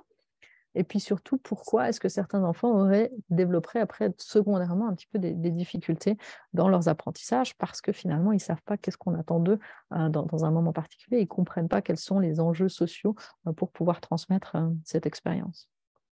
Et ça, c'est une autre manière de vous l'illustrer. Ce serait de se dire qu'un enfant qui a un développement typique, finalement, il va avoir un âge chronologique, donc son âge réel, qui est le même que son âge de développement attendu, et puis avec effectivement des variations pour certains enfants. Mais le risque, c'est que comme les enfants avec un TSA ont des fois plus de difficultés à avoir les acquisitions qui sont au même rythme que les autres, du coup, ils peuvent dévier un petit peu plus du développement, puisque vous voyez, c'est que l'écart, par moment, il peut devenir de plus en plus grand entre un enfant qui a un autisme et puis un enfant qui a un développement typique au cours des années. Et ce que la recherche clinique nous a enseigné au cours des dernières années, c'est que si on intervient tôt, on a un peu une fenêtre pour agir, pour essayer de restaurer une partie de ces apprentissages et puis de pouvoir essayer de diminuer la quantité d'écart qu'il y a entre un enfant qui a un autisme, qui aurait eu des difficultés d'apprentissage, parce qu'ils n'en ont pas tous, et puis un enfant qui a un développement typique en essayant de finalement augmenter un petit peu la rapidité des acquisitions pendant cette période critique du développement. Chez des enfants qui ont un autisme un peu tout venant, là je ne parle pas du tout de PAX1 parce que c'est quelque chose que je ne connais pas du tout à cette échelle-là, on sait qu'il y a beaucoup de ces enfants qui vont pouvoir progresser de manière très importante à condition de commencer l'intervention précoce dans les 3 premières années de vie. Donc après 3 ans, ça marche encore, mais ça marche de moins en moins bien. Donc ça, c'est vraiment un sujet qui m'intéresse énormément, d'essayer de comprendre en fait qu'est-ce qui se passe dans le développement de ces enfants dans ces premières années de vie et comment est-ce qu'on peut espérer avec l'intervention précoce, essayer de leur donner des outils pour pouvoir finalement changer un petit peu la trajectoire de développement parce qu'on sait que tout ce qui est gagné est vraiment gagné et puis que de donner un coup de pouce dans ces années-là permet de continuer à aller vers une trajectoire de développement qui est finalement moins éloignée d'une trajectoire attendue pour le développement de l'enfant. Combien de temps est-ce que vous me laissez encore pour parler un petit peu de la recherche? Vous me dites. Sinon, je m'arrête et on discute, tout ce que vous voulez. Est-ce qu'il y a des questions peut-être par rapport à ce qui a été dit?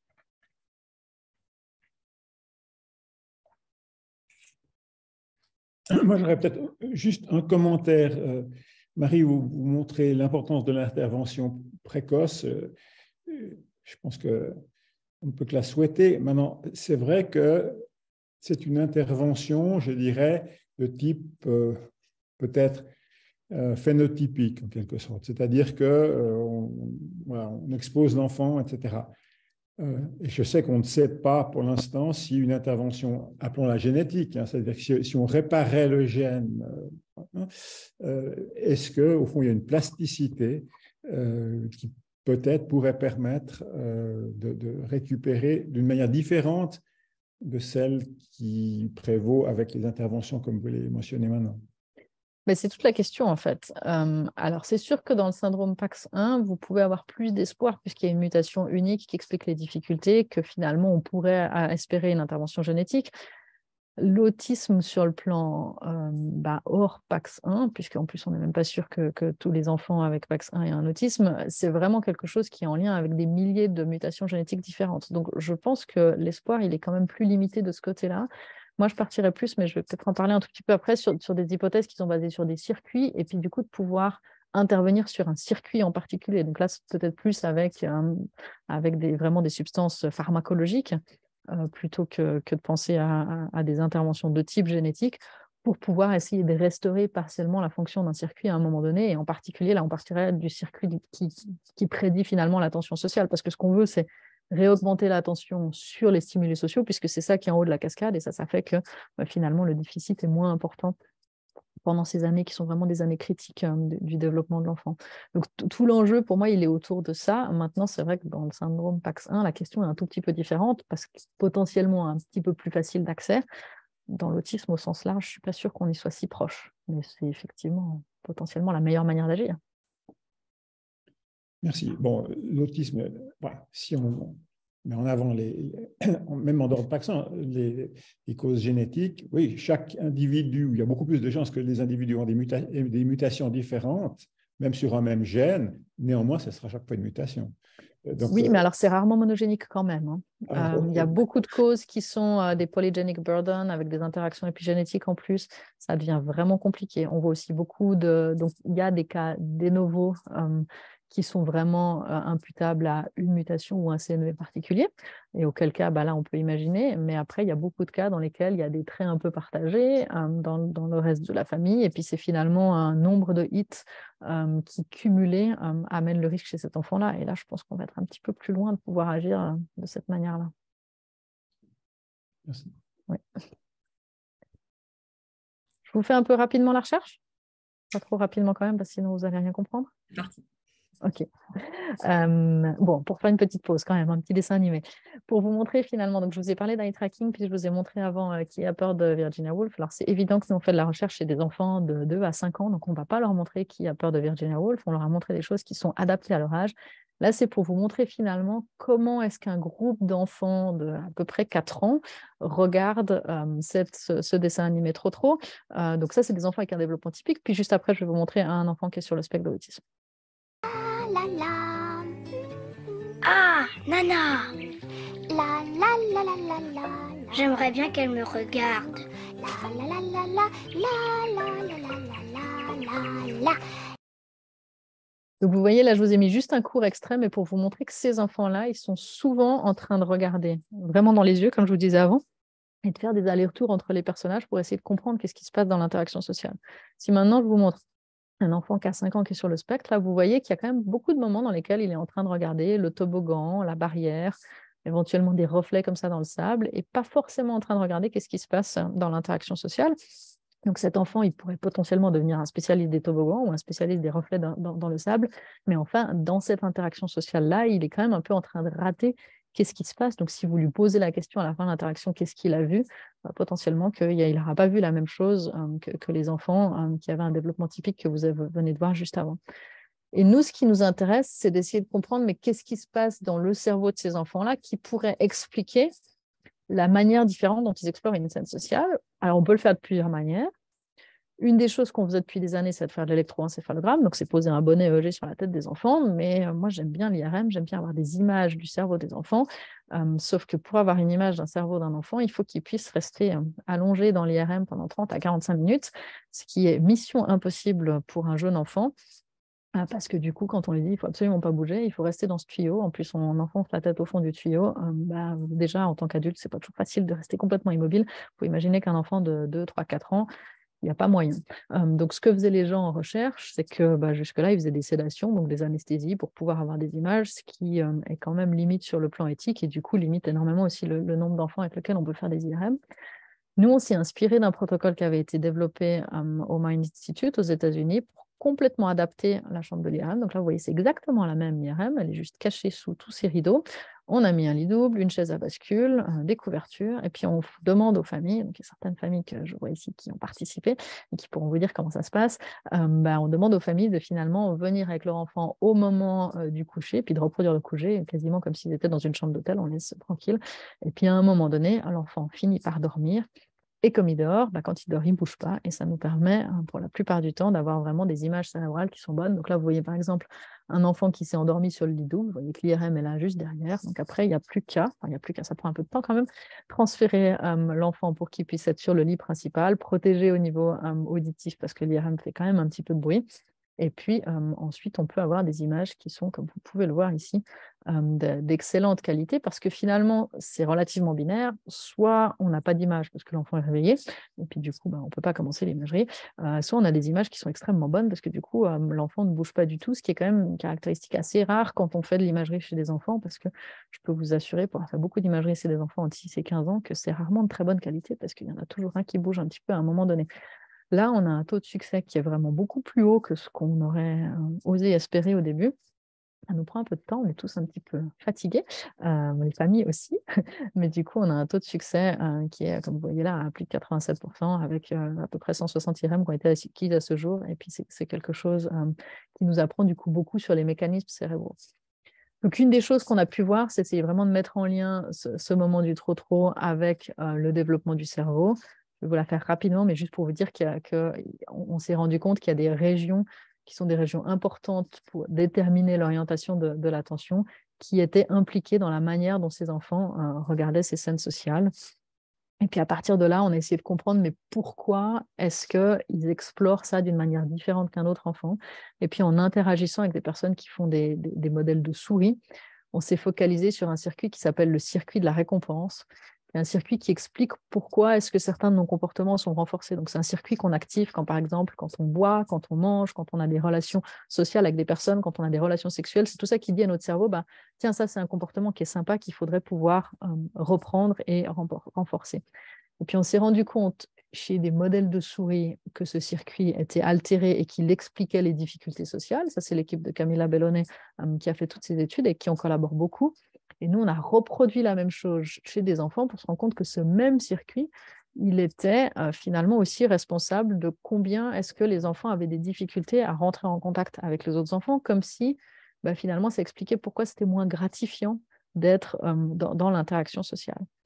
Et puis après, on a poursuivi un peu plus pour se dire, mais en fait, non seulement c'est peut-être moins gratifiant, mais finalement, comment ça explique qu'ils ne soient pas forcément en train de s'orienter puis de regarder les mêmes choses en même temps.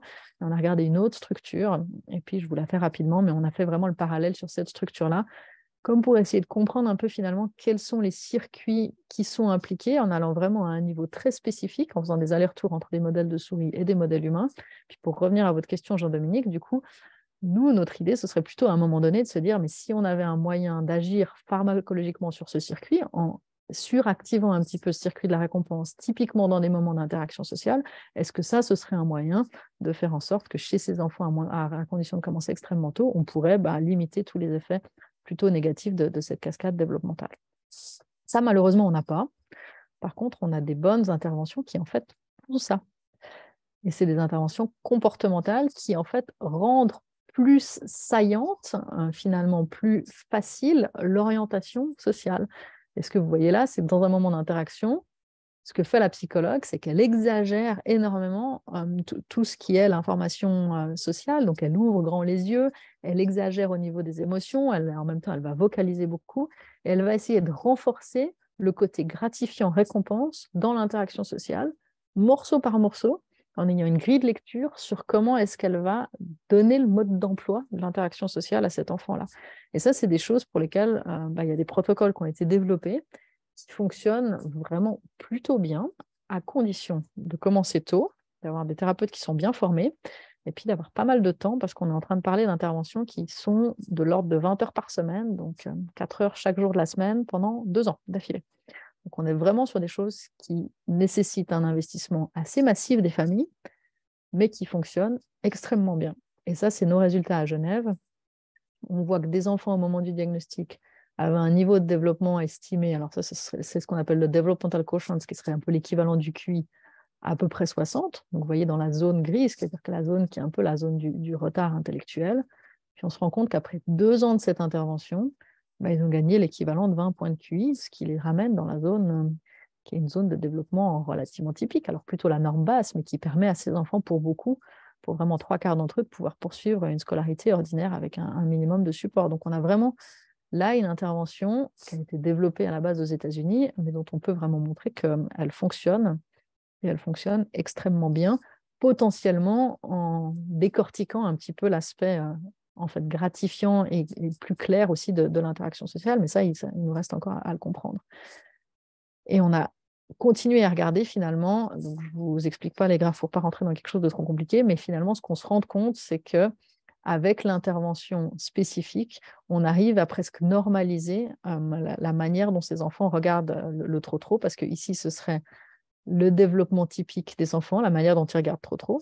Et on se rend compte que plus ils grandissent en âge et plus ils se regardent tous la même chose en même temps.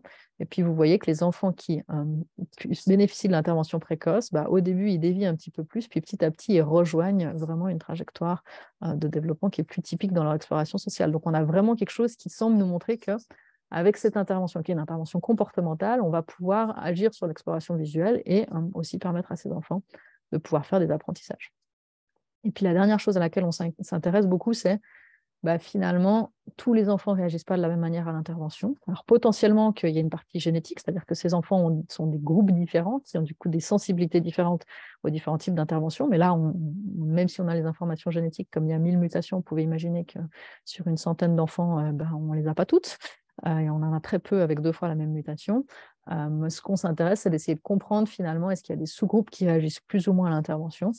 Et ce qui nous a particulièrement impressionné, c'est qu'en fait, on avait 2 sous-groupes qui commencent avec un retard très important. Vous voyez ici le groupe rouge et le groupe vert, dont un groupe qui augmente de manière vraiment impressionnante pour rejoindre quasiment la norme. Et ça correspond à peu près 40% de notre échantillon, alors qu'on a un groupe de 20% qui font finalement moins de progrès.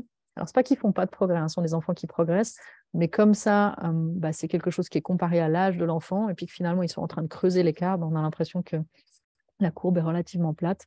Et puis c'est vrai qu'on essaye maintenant de se poser la question, qu'est-ce qui différencie ces 2 groupes d'enfants? Est-ce qu'il y aurait moyen du coup de trouver des thérapies plus adaptées pour ce groupe d'enfants-là?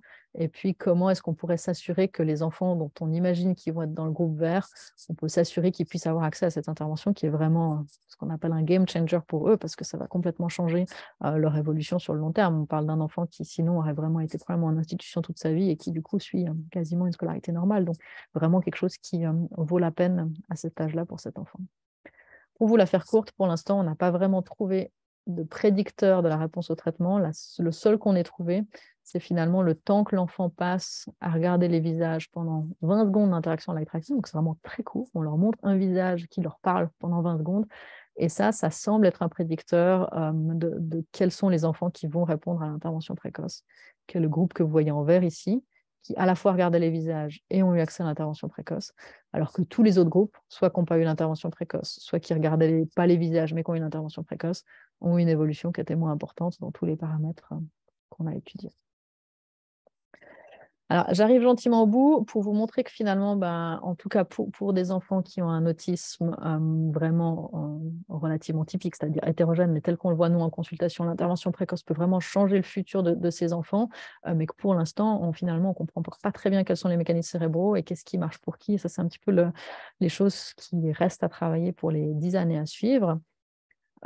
Pour terminer, juste dire que en fait, ça, c'est pour vous montrer tout le framework de ce qu'on a développé les 10 dernières années. Ça, c'est un peu le nombre de participants avec et sans autisme qui ont participé au cours des dernières années. Donc, vous voyez, on a près de 450, on a à peu près 1700 visites. Donc, on commence vraiment à avoir une cohorte qui est assez développée.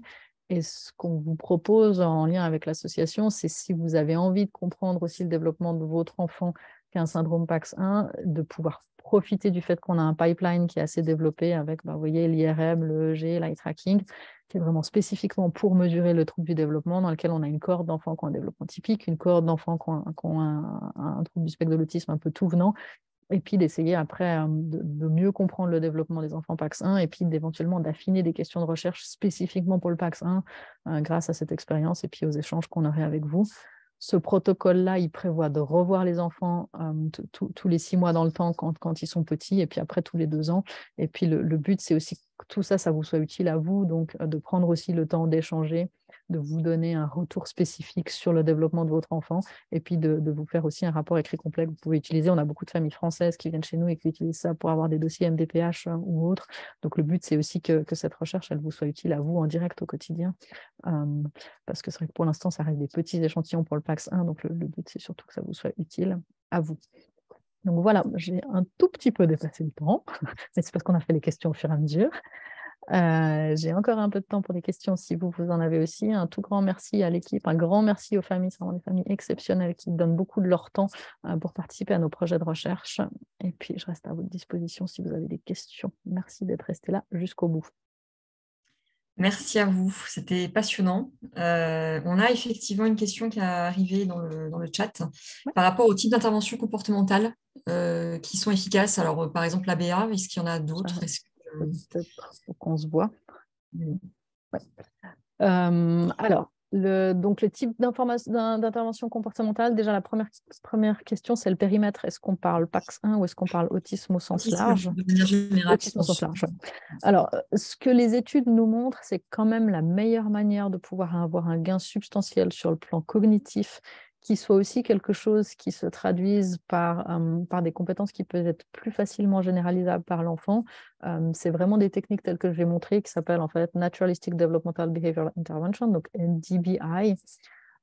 Celle que nous, on utilise, elle s'appelle Early Start Denver Model, qui a vraiment été développée pour des tout petits. Nous, on a montré plus 20 points de QI, qui est exactement dans la lignée de ce qui avait été montré par les équipes originales en Californie. Donc, ça fait partie des techniques qui ressemblent, qui semblent être les plus efficaces à ce jour. C'est des techniques qui sont inspirées de l'ABA à la base. Donc, elles sont inspirées des approches comportementales, dans le sens que l'ABA, il a juste pour but de renforcer des comportements qui sont des comportements qu'on veut voir et puis d'essayer d'éteindre, entre guillemets, ou faire disparaître des comportements qui sont des comportements moins désirables. Originalement, l'ABA, il a été fait d'une manière qui était un petit peu plus dure et sèche, et un peu moins orienté vers quelque chose de plus naturel, de plus orienté sur l'acquisition des compétences développementales, de plus ludique. Donc, tout dépend un petit peu de qu'est-ce qu'on entend par ABA au sens actuel, parce qu'il a quand même beaucoup évolué, et la plupart de ces techniques, elles sont finalement inspirées de l'ABA, avec des spécificités qui sont un petit peu différentes. Je dirais qu'aujourd'hui, les techniques qui sont quand même la plupart du temps le plus efficaces, c'est ces techniques naturalistiques inspirées de l'ABA.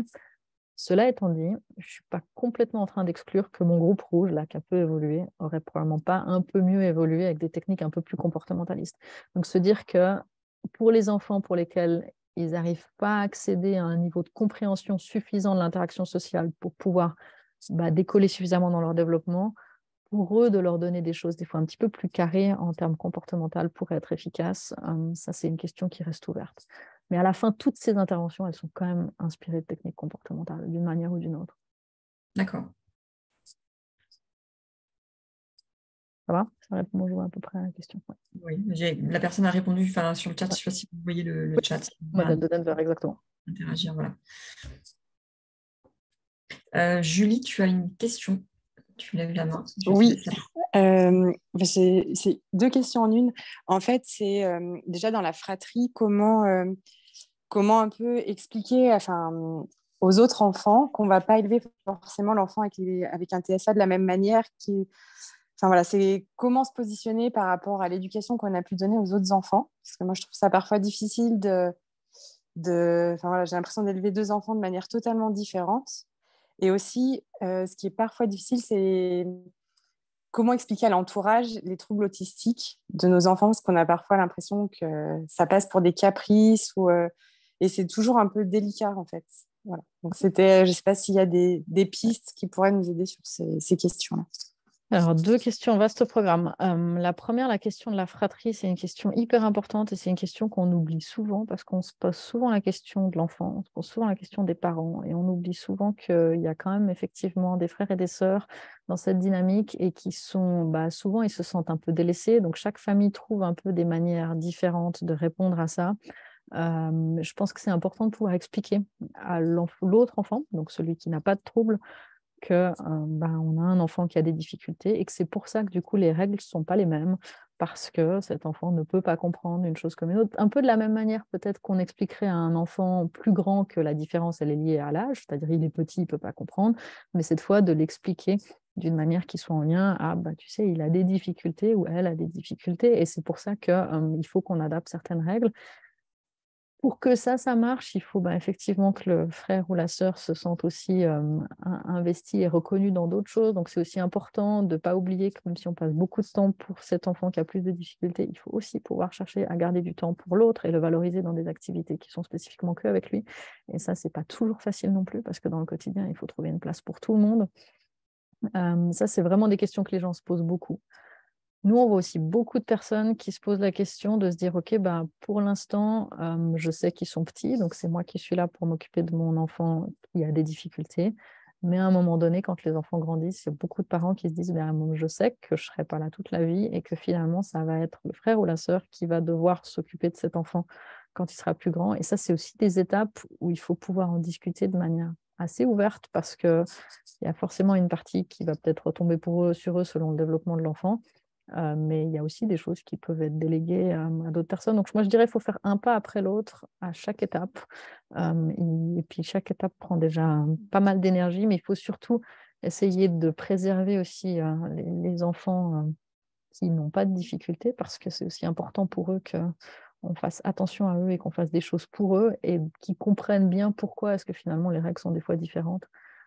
C'est pas des guidelines idéales, mais essayez de garder un petit peu ça en tête. Il y a des livres qui sont écrits qui sont vraiment très bien. Je peux essayer de vous retrouver quelques références si ça vous intéresse, qui peuvent donner aussi un petit peu des idées de comment aborder la question. Mais c'est vrai que c'est une question qui est souvent un petit peu délaissée et pourtant on devrait y porter plus attention. Je me dis que typiquement dans les associations de famille, c'est des fois un bon moyen de pouvoir créer ça, de créer une dynamique entre les frères et sœurs parce qu'au moins ils partagent tous la même chose. En tout cas, je vois par exemple l'association Autisme Genève, ils ont des groupes de fratrie qui sont extrêmement appréciés. Je me dis que ça pourrait aussi être quelque chose que vous avez peut-être envie de créer au sein de votre association. Quand on s'est tous rencontrés l'année dernière, c'est vrai qu'il y a eu ils sont rapidement... il y a eu rapidement eu un groupe de frères et sœurs qui se sont vraiment bien entendus et c'était chouette en fait de les voir tous ensemble. Mais ça, c'est vraiment assez précieux parce que finalement, au moins, ils savent de quoi ils parlent, alors que quand ils sont avec leurs copains à l'école, c'est peut-être plus difficile de partager cette expérience-là. Donc, de pouvoir essayer d'encourager ça, moi, je dirais que c'est vraiment quelque chose qui peut être très sympa. Et la deuxième question, comment on parle d'autisme dans son entourage? De nouveau, une grande question.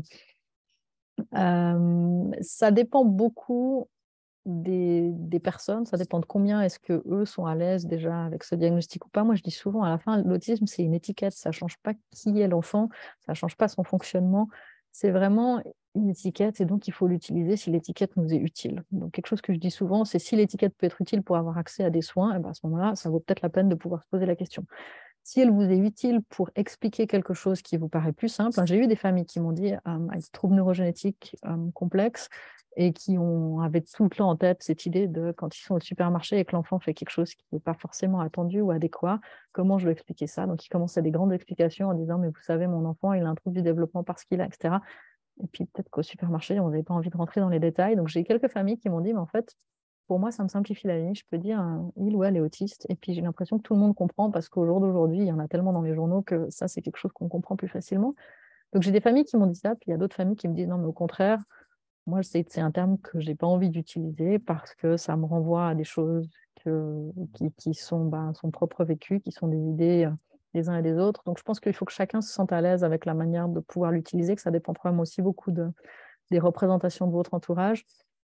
Mais finalement, ce qui est important, c'est de se mettre d'accord sur le fait que votre enfant il a un certain nombre de difficultés. Je crois que ça revient à la deuxième partie de votre question. C'est comment faire en sorte de dire que ce n'est pas juste un caprice et puis que c'est quelque chose qui est difficile. Ça, c'est quelque chose qu'on voit beaucoup. dans l'autisme parce que, comme je disais, les transitions sont des fois difficiles et donc, du coup, vous avez souvent des enfants qui vont faire des crises au moment de transition, au moment où ils n'ont pas compris. Donc, typiquement, vous avez un enfant qui est en train de jouer, puis à la fin, c'est la fin du repas, il faut partir. Et là, c'est la crise. Et tout le monde va dire, non, mais il est mal élevé, on vous l'avait dit qu'il fallait pas partir. Et puis là, il ne comprend pas qu'il faut partir. Mais en fait, de pouvoir expliquer, mais en fait, il y a plein de signaux subtils au moment de partir. En général, un enfant qui a un développement typique voit qu'on est en train de commencer à ranger la table, que tout le monde va commencer à s'agiter, à mettre ses chaussures, à mettre sa veste. Et tout ça, il le voit, donc il anticipe que ça va être bientôt la fin. Ou alors on lui a dit on part dans 2 minutes, puis même si ce n'est pas 2 minutes exactement, il a pu anticiper qu'il y ait qu'un processus qui est en train de se passer, alors que l'enfant qui n'a pas fait attention à ça et qui était complètement dans son jeu, c'est comme si on l'attrapait par la peau du cou, puis on le sortait d'un coup en lui disant non, mais maintenant c'est fini, alors qu'il n'a rien vu venir. Et donc de pouvoir expliquer à l'entourage, mais tout ça, si ça c'est la cause du problème, mais tout ça, mon enfant il ne l'a pas vu, donc il faut que je l'adapte. Et puis si je n'ai pas pu l'adapter, c'est pour ça qu'il y a eu une crise.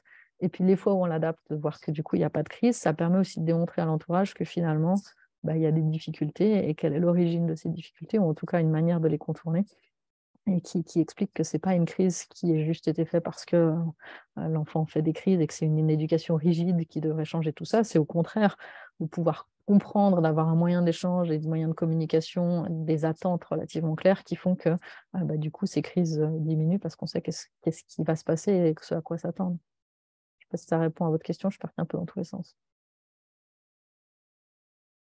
Si, très bien, merci. Ouais. Moi, je voudrais poser une question un peu plus générale sur l'autisme, mais après, je pense que ça rejoint aussi un petit peu des discussions qu'on a déjà eues par rapport au vaccin. Mais je pense que c'est quand même intéressant de la poser, c'est d'essayer de savoir pourquoi des enfants sont plus ou moins impactés finalement par l'autisme. On a effectivement, vous avez dit x8 de diagnostics sur des enfants finalement qui avaient des troubles assez faibles. Qu'est-ce qui fait qu'aujourd'hui, on arrive à diagnostiquer quelqu'un d'autiste avec finalement des troubles qui sont vraiment très, très différents en termes d'intensité. Donc, votre question, c'est pourquoi est-ce qu'on va diagnostiquer des enfants qui ont du coup des bonnes compétences cognitives et d'autres qui n'ont pas? Voilà, il y a un peu deux questions dans la question. Ouais. Je me suis rendu compte en la posant, c'est-à-dire effectivement comment expliquer effectivement qu'il y a des différences au niveau de l'intensité du trouble, ouais. Et finalement pourquoi on va diagnostiquer un enfant autiste qui finalement effectivement n'a pas de problème cognitif. Ouais. Alors, 2 questions importantes de nouveau. La première question, c'est finalement quel est le point commun entre tous ces enfants, et c'est aussi une des grosses difficultés à la fois pour la clinique et puis en même temps pour la recherche, parce qu'il y a une énorme hétérogénéité dans le spectre de l'autisme. Et en fait, le point commun, il y a 2 lignes de symptômes, hein, comme je dis, il y a la partie communication, puis il y a la partie intérêt spécifique ou répétitif. Et du coup, quel est le point commun entre tous ces enfants qui pourrait être, parce que ce trouble du spectre de l'autisme, je dis des fois, vous pouvez avoir un chef d'entreprise qui a un QI à 140, mais qui a quand même des grosses difficultés à comprendre les interactions sociales et qui joue toujours à la même chose et qui a un intérêt extrêmement particulier pour une chose en particulier et qui a des difficultés dans les relations sociales. Et lui, il va recevoir un diagnostic de trouble du spectre de l'autisme. Puis à l'autre extrême, vous pouvez avoir un enfant qui est incapable de manger, de s'habiller tout seul, de parler, et qui va aussi recevoir le même diagnostic. Donc c'est vrai que pour tout le monde, ça a un côté un peu perturbant, parce qu'en fait, ces 2 enfants, ils ont le même label, enfin ces 2 enfants ou ces 2 personnes ont le même label, le même diagnostic, mais ils ont des présentations extrêmement différentes. Donc ça, c'est si on le voit sous l'angle de la différence, et en même temps, si on le voit sous l'angle du point commun, leur point commun, c'est qu'ils ont tous les 2, à leur niveau, rattachés à leur niveau de fonctionnement cognitif, des difficultés beaucoup plus importantes dans la communication sociale et l'interaction que ce qu'on pourrait s'attendre pour leur niveau de développement. Et donc, c'est ça un petit peu le signe commun. Mais c'est une grande question qu'on a en recherche, c'est finalement comment est-ce qu'on peut créer des sous-groupes dans l'autisme et comment est-ce qu'on peut faire que ces sous-groupes soient des sous-groupes qui font du sens. Puis quand je vous ai montré ces changements de classification, là où il y avait Asperger, trouble envahissant du développement et puis les 4 sous-types, ça, c'est la manière dont on créait des sous-groupes avant, en espérant que ces sous-groupes soient un peu homogènes. Donc, typiquement, le chef d'entreprise, il serait tombé dans Asperger, et puis l'autre serait tombé dans trouble autistique. Donc, avant, on a l'impression qu'on avait des sous-groupes qui pouvaient avoir une certaine réalité, sauf qu'on s'est rendu compte qu'on ne parlait pas le même langage. C'est-à-dire que vous alliez dans un centre, vous receviez un diagnostic, dans un autre sens, un autre diagnostic, et puis ce n'était pas très bon. Et qu'en plus, le type de traitement qui était finalement indiqué pour ces personnes-là, alors bien sûr adapté en fonction de leur niveau de fonctionnement, c'était toujours la même chose, de pouvoir donner des compétences sociales, de pouvoir aider à structurer certains aspects au niveau des horaires et autres. Et donc, du coup, on s'est rendu compte qu'on n'était pas très bon. Puis au niveau génétique aussi, c'était les mêmes mutations génétiques des deux côtés. C'était les mêmes fonctionnements cérébraux. Et donc, ils ont un peu tout mis dans le même panier actuellement. Donc, actuellement, on est dans un moment dans lequel trouble du spectre de l'autisme, c'est hyper large. Et ça veut finalement, des fois, plus dire grand-chose parce qu'il y a un point commun, mais il y a à l'intérieur de ça des variations qui sont énormes. Donc, ils ont fait un peu des niveaux de sévérité, ils ont fait des niveaux des levels de impairment qui sont différents en fonction du fonctionnement de ces personnes. Mais à la fin, ce n'est pas des sous-groupes qui sont des sous-groupes homogènes. Donc, je crois que ce que tout le monde veut, c'est ce que vous êtes en train de dire, c'est-à-dire éventuellement un sous-groupe A, un sous-groupe B, un sous-groupe C, idéalement les mêmes que ceux qui répondent à une intervention. Donc, quand je vous ai montré les trajectoires, il y aurait un sous-groupe vert, un sous-groupe rouge. Mais pour l'instant, on n'est pas très bon parce qu'on ne sait pas quels sont les éléments qui vont différencier les uns des autres. Donc, on est dans quelque chose dans lequel, des fois, je dis à mes étudiants, c'est comme si vous vous êtes rendu compte quand vous rangez vos habits, que vous avez mal rangé les habits, puis que vous avez mis les chaussettes à la hauteur des slips et mélangé ça avec les jeans et les t-shirts, puis que vous mettez tout sur le lit en disant, OK, maintenant, je vais mettre toutes mes chaussettes dans le même tiroir, tous mes slips dans le même tiroir et tous mes t-shirts dans le même tiroir. Sauf que pour l'instant, on est à l'étape où tout est sur le lit.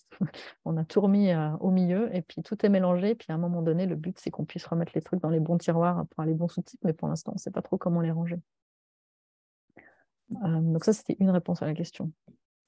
La deuxième, c'était pourquoi il y a des différences finalement. Est-ce que génétiquement, par exemple, on arrive à définir, je pense que c'est un peu tôt, mais pourquoi des enfants sont plus impactés que d'autres en fait? Non, alors ce qu'on arrive à définir des fois, mais qu'on le voit même des fois un petit peu en clinique, c'est qu'il y a des enfants qui du coup vont avoir des impacts plus sévères et puis des fois des signes associés, peut-être plus de retard sur le plan moteur aussi, des fois des enfants qui marchent beaucoup plus tard, des fois des enfants qui ont vraiment un contrôle moteur qui est altéré. Puis là, on se dit, tiens, il y a un tableau un peu atypique, puis du coup, on fait une analyse génétique et puis on trouve quelque chose. Typiquement, on pourrait imaginer un cas d'un enfant PAX1 qui aurait des fois jamais fait d'analyse génétique, qui viendrait dans une consultation, on dirait, tiens, il y a un trouble du développement important, peut-être c'est un enfant qui va qualifier ou non pour un autisme, mais il y a quand même d'autres choses qui sont associées, les troubles moteurs en particulier. Et puis, du coup, on fait l'analyse génétique, puis on trouve quelque chose de particulier. Donc là, on pourrait imaginer que ça, c'est le sous-groupe différent. Ce serait le sous-groupe PAX1 TSA, puis après, on aura le sous-groupe neurofibromatosis TSA, puis on aura le sous-groupe d'autres choses. Donc, à la fin, c'est ça un petit peu le but, c'est d'affiner cette classification, mais pour l'instant, on n'est pas très bon. On n'en a pas. D'accord. À suivre. Merci. Il y a une question dans le chat. J'ai souvent observé que troubles de l'oralité et retard de langage étaient présents chez les mêmes enfants. Peut-on faire un lien? Et est-ce que le PEX, par exemple, qui constitue une communication alternative ou augmentative dans l'autisme, peut révéler des bienfaits pour les troubles de l'oralité? Alors, c'est juste que souvent, il y a une association entre troubles de l'oralité et retard du langage, mais pas toujours. Et c'est vrai, typiquement dans le syndrome PAX1, pour ce que j'en ai lu et les quelques expériences, discussions que j'ai eues avec vous, il y a vraiment des troubles de l'oralité qui sont quand même assez importants, qui ont une origine aussi probablement beaucoup sensorielle chez les enfants qui ont un trouble PAX1. Chez les enfants qui ont un TSA, c'est pas toujours si clair, mais souvent, il y a vraiment ces aspects comme ça sensoriels autour de l'oralité. Il n'y a pas toujours le retard de langage qui va avec, même si des fois, il est là. Et puis des fois, on a le retard de langage sans les troubles de l'oralité. De savoir si le PEX change au niveau du trouble de l'oralité, franchement, de notre expérience, on n'a pas vu ça. C'est sûr que ça donne des outils à l'enfant. On a souvent, un peu de manière anecdotique, on a souvent dit qu'il ne fallait pas mettre le PEX, qui est donc un moyen de communiquer par des images pour un enfant qui serait en âge d'acquérir le langage, parce que si on lui donne ça, il va faire que ça. Et il ne va plus développer son langage. Et nous, notre expérience, en fait, c'est que des fois, c'est l'inverse. C'est au moment où on met un outil d'image, et bien d'un coup, on arrive complètement à débloquer le trouble du langage. Et puis, on a vraiment quelque chose qui commence à faire que la personne, elle peut vocaliser sur la base de finalement des images qu'elle voit. Elle peut commencer à labelliser et utiliser un petit peu plus le langage. Par contre, lien entre PEX et trouble de l'oralité, moi, à ma connaissance, pas. Mais après, il faudrait demander peut-être à des orthophonistes qui connaîtraient peut-être un peu mieux les spécificités de tout ça. Mais peut-être effectivement, si on intervient au niveau du langage, ça aide aussi au niveau de l'alimentation, parce que les deux sont liés. Peut-être c'est ça la question qui est sous-entendue.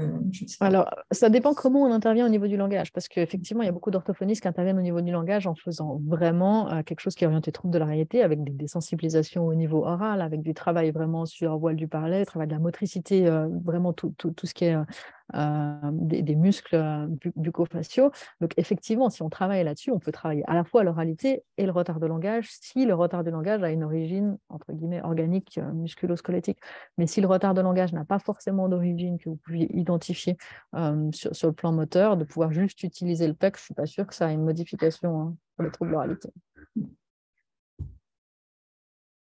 Très bien, merci. Est-ce qu'il y a d'autres questions peut-être?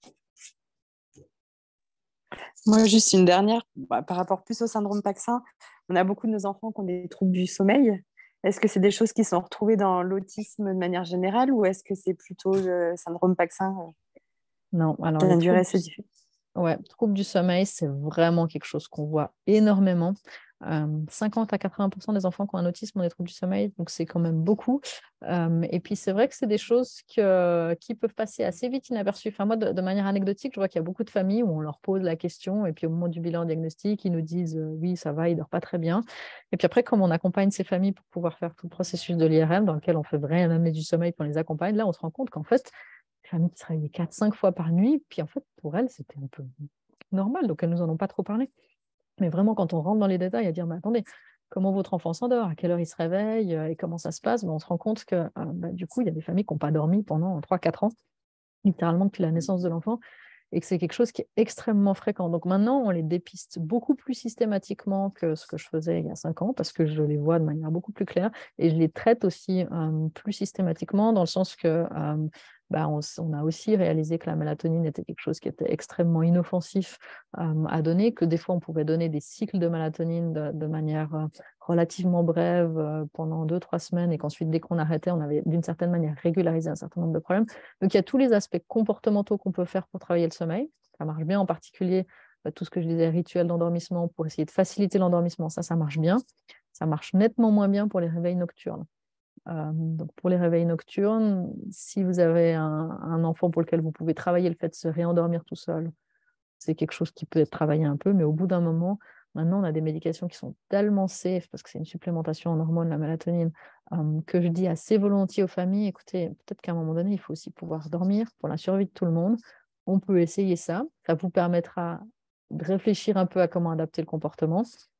Et puis, on peut l'arrêter quand on veut, ou on peut le donner juste un soir et pas un autre. Un soir, vous allez à l'hôtel, votre enfant ne va pas dormir, vous le donnez que à ce moment-là.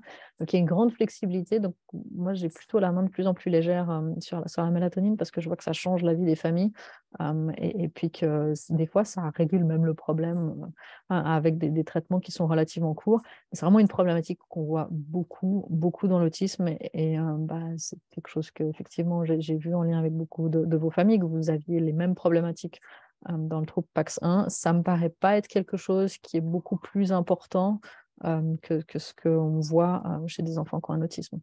Il faut aussi voir qu'il y a tous les aspects un peu sociaux qui sont en lien avec le sommeil, qui peuvent être aussi difficiles à voir pour les enfants qui ont un autisme. Donc, pourquoi est-ce qu'on dort la nuit? Le fait qu'on ne peut pas se lever la nuit pour pouvoir aller jouer, le fait de lecture finalement de tous ces signaux, de à quel moment c'est l'heure d'aller au lit. C'est des choses qui sont difficiles pour ces enfants. Ça, plus les aspects sensoriels, plus le fait qu'on sait biologiquement qu'il y a une sécrétion de mélatonine qui est plus basse, ça fait beaucoup de facteurs pour des troubles du sommeil. Et puis c'est vrai que c'est quelque chose qu'on voit énormément. En France, vous avez la chance, vous avez de la mélatonine en pharmacie sans prescription. On a eu du coup une petite anecdote sur le chat assez rigolote, je trouve. Une famille que je connais a installé l'enfant pour la nuit dans un trampoline. Il se réveille toujours, se balance, se berce, et même s'il tape, cela ne fait pas beaucoup de bruit. Il se rendort, la famille redort aussi. Ouais. Effectivement, Je ne connaissais pas la technique. C'est pas mal. Oui, il ne faut pas qu'ils sautent trop, mais effectivement, je crois que chaque famille trouve ses solutions en voyant. Il y a effectivement des enfants qui se tapent contre le mur pour s'endormir, et du coup, dans ces situations, de pouvoir trouver quelque chose pour apaiser tout le monde, c'est vraiment des bonnes situations. Je crois que chaque famille trouve un petit peu ses solutions. Et là, moi, ce que j'ai vraiment vu, c'est que les familles, d'une part, elles sont épuisées, ça c'est la première chose, parce que tout le monde n'en peut plus. Et puis d'autre part, quand les enfants grandissent, elles se font vraiment beaucoup de soucis pour la sécurité de leur enfant, parce que de savoir que leur enfant est debout au milieu de la nuit, c'est typiquement, j'ai entendu des familles qui ont mis des verrous sur toutes les fenêtres, qui ont mis des verrous sur les armoires, des choses comme ça, parce que de ne pas savoir ce que son enfant est en train de faire la nuit quand nous, on est en train de dormir et qu'on ne l'entend pas, c'est aussi une source de stress qui est assez importante. Et donc, dans ce sens-là, moi, je pense que si on a la possibilité de pouvoir donner un coup de pouce avec la mélatonine pour éviter des catastrophes, je suis plutôt assez pour. Et puis pour répondre à la question du chat, la mélatonine, on ne la trouve pas en vente libre en pharmacie, mais sur prescription, on la trouve en Suisse. D'ailleurs, ça c'est quelque chose qui est important à savoir, c'est que la mélatonine que vous trouvez sans prescription, même en France, n'est pas contrôlée. Donc vous n'avez jamais une idée de quelle est la quantité de mélatonine qu'il y a dans ce que vous donnez, puisqu'elle n'est pas ce qu'on appelle de qualité pharmaceutique. Donc vous avez un contrôle sur les dosages. Il est possible que dans un comprimé, vous ayez 0,5 et dans le suivant, vous ayez 2 mg, parce qu'en fait, il n'y a pas d'organisme de médicament qui vérifie ce que vous donnez, ce qui n'est pas le cas si vous faites faire une prescription.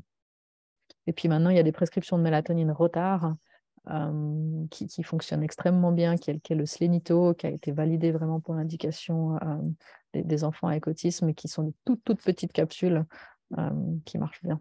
Donc, c'est quelque chose qui a été beaucoup développé les 5 dernières années, spécifiquement pour les enfants avec autisme.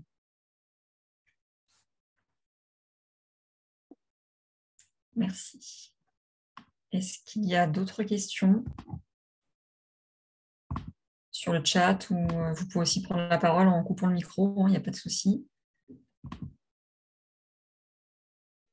Peut-être l'heure que tout le monde aille dormir. Ou alors vous êtes tous très... Ou alors ils dorment déjà, peut-être. Ils ont déjà pris leur dose de mélatonine. Voilà. Donc, s'il n'y a pas de questions, je pense qu'effectivement, on peut aller se coucher, peut-être. En tout cas, merci beaucoup. Merci. Ouais. Merci Marie, merci Aurélie pour l'organisation. Super. Merci. Avec grand plaisir. J'espère que Merci c'était Magali, à Julie aussi également. Merci pour l'organisation. Et puis, je vous laisserai du coup partager les slides sans souci. Et je suis à disposition s'il y a des familles qui sont intéressées à m'écrire un email. Je n'ai pas mis l'email dans les slides, mais je vous laisse peut-être forwarder mon email aussi. Merci beaucoup. Merci à tous alors. Merci. Au revoir. Au revoir.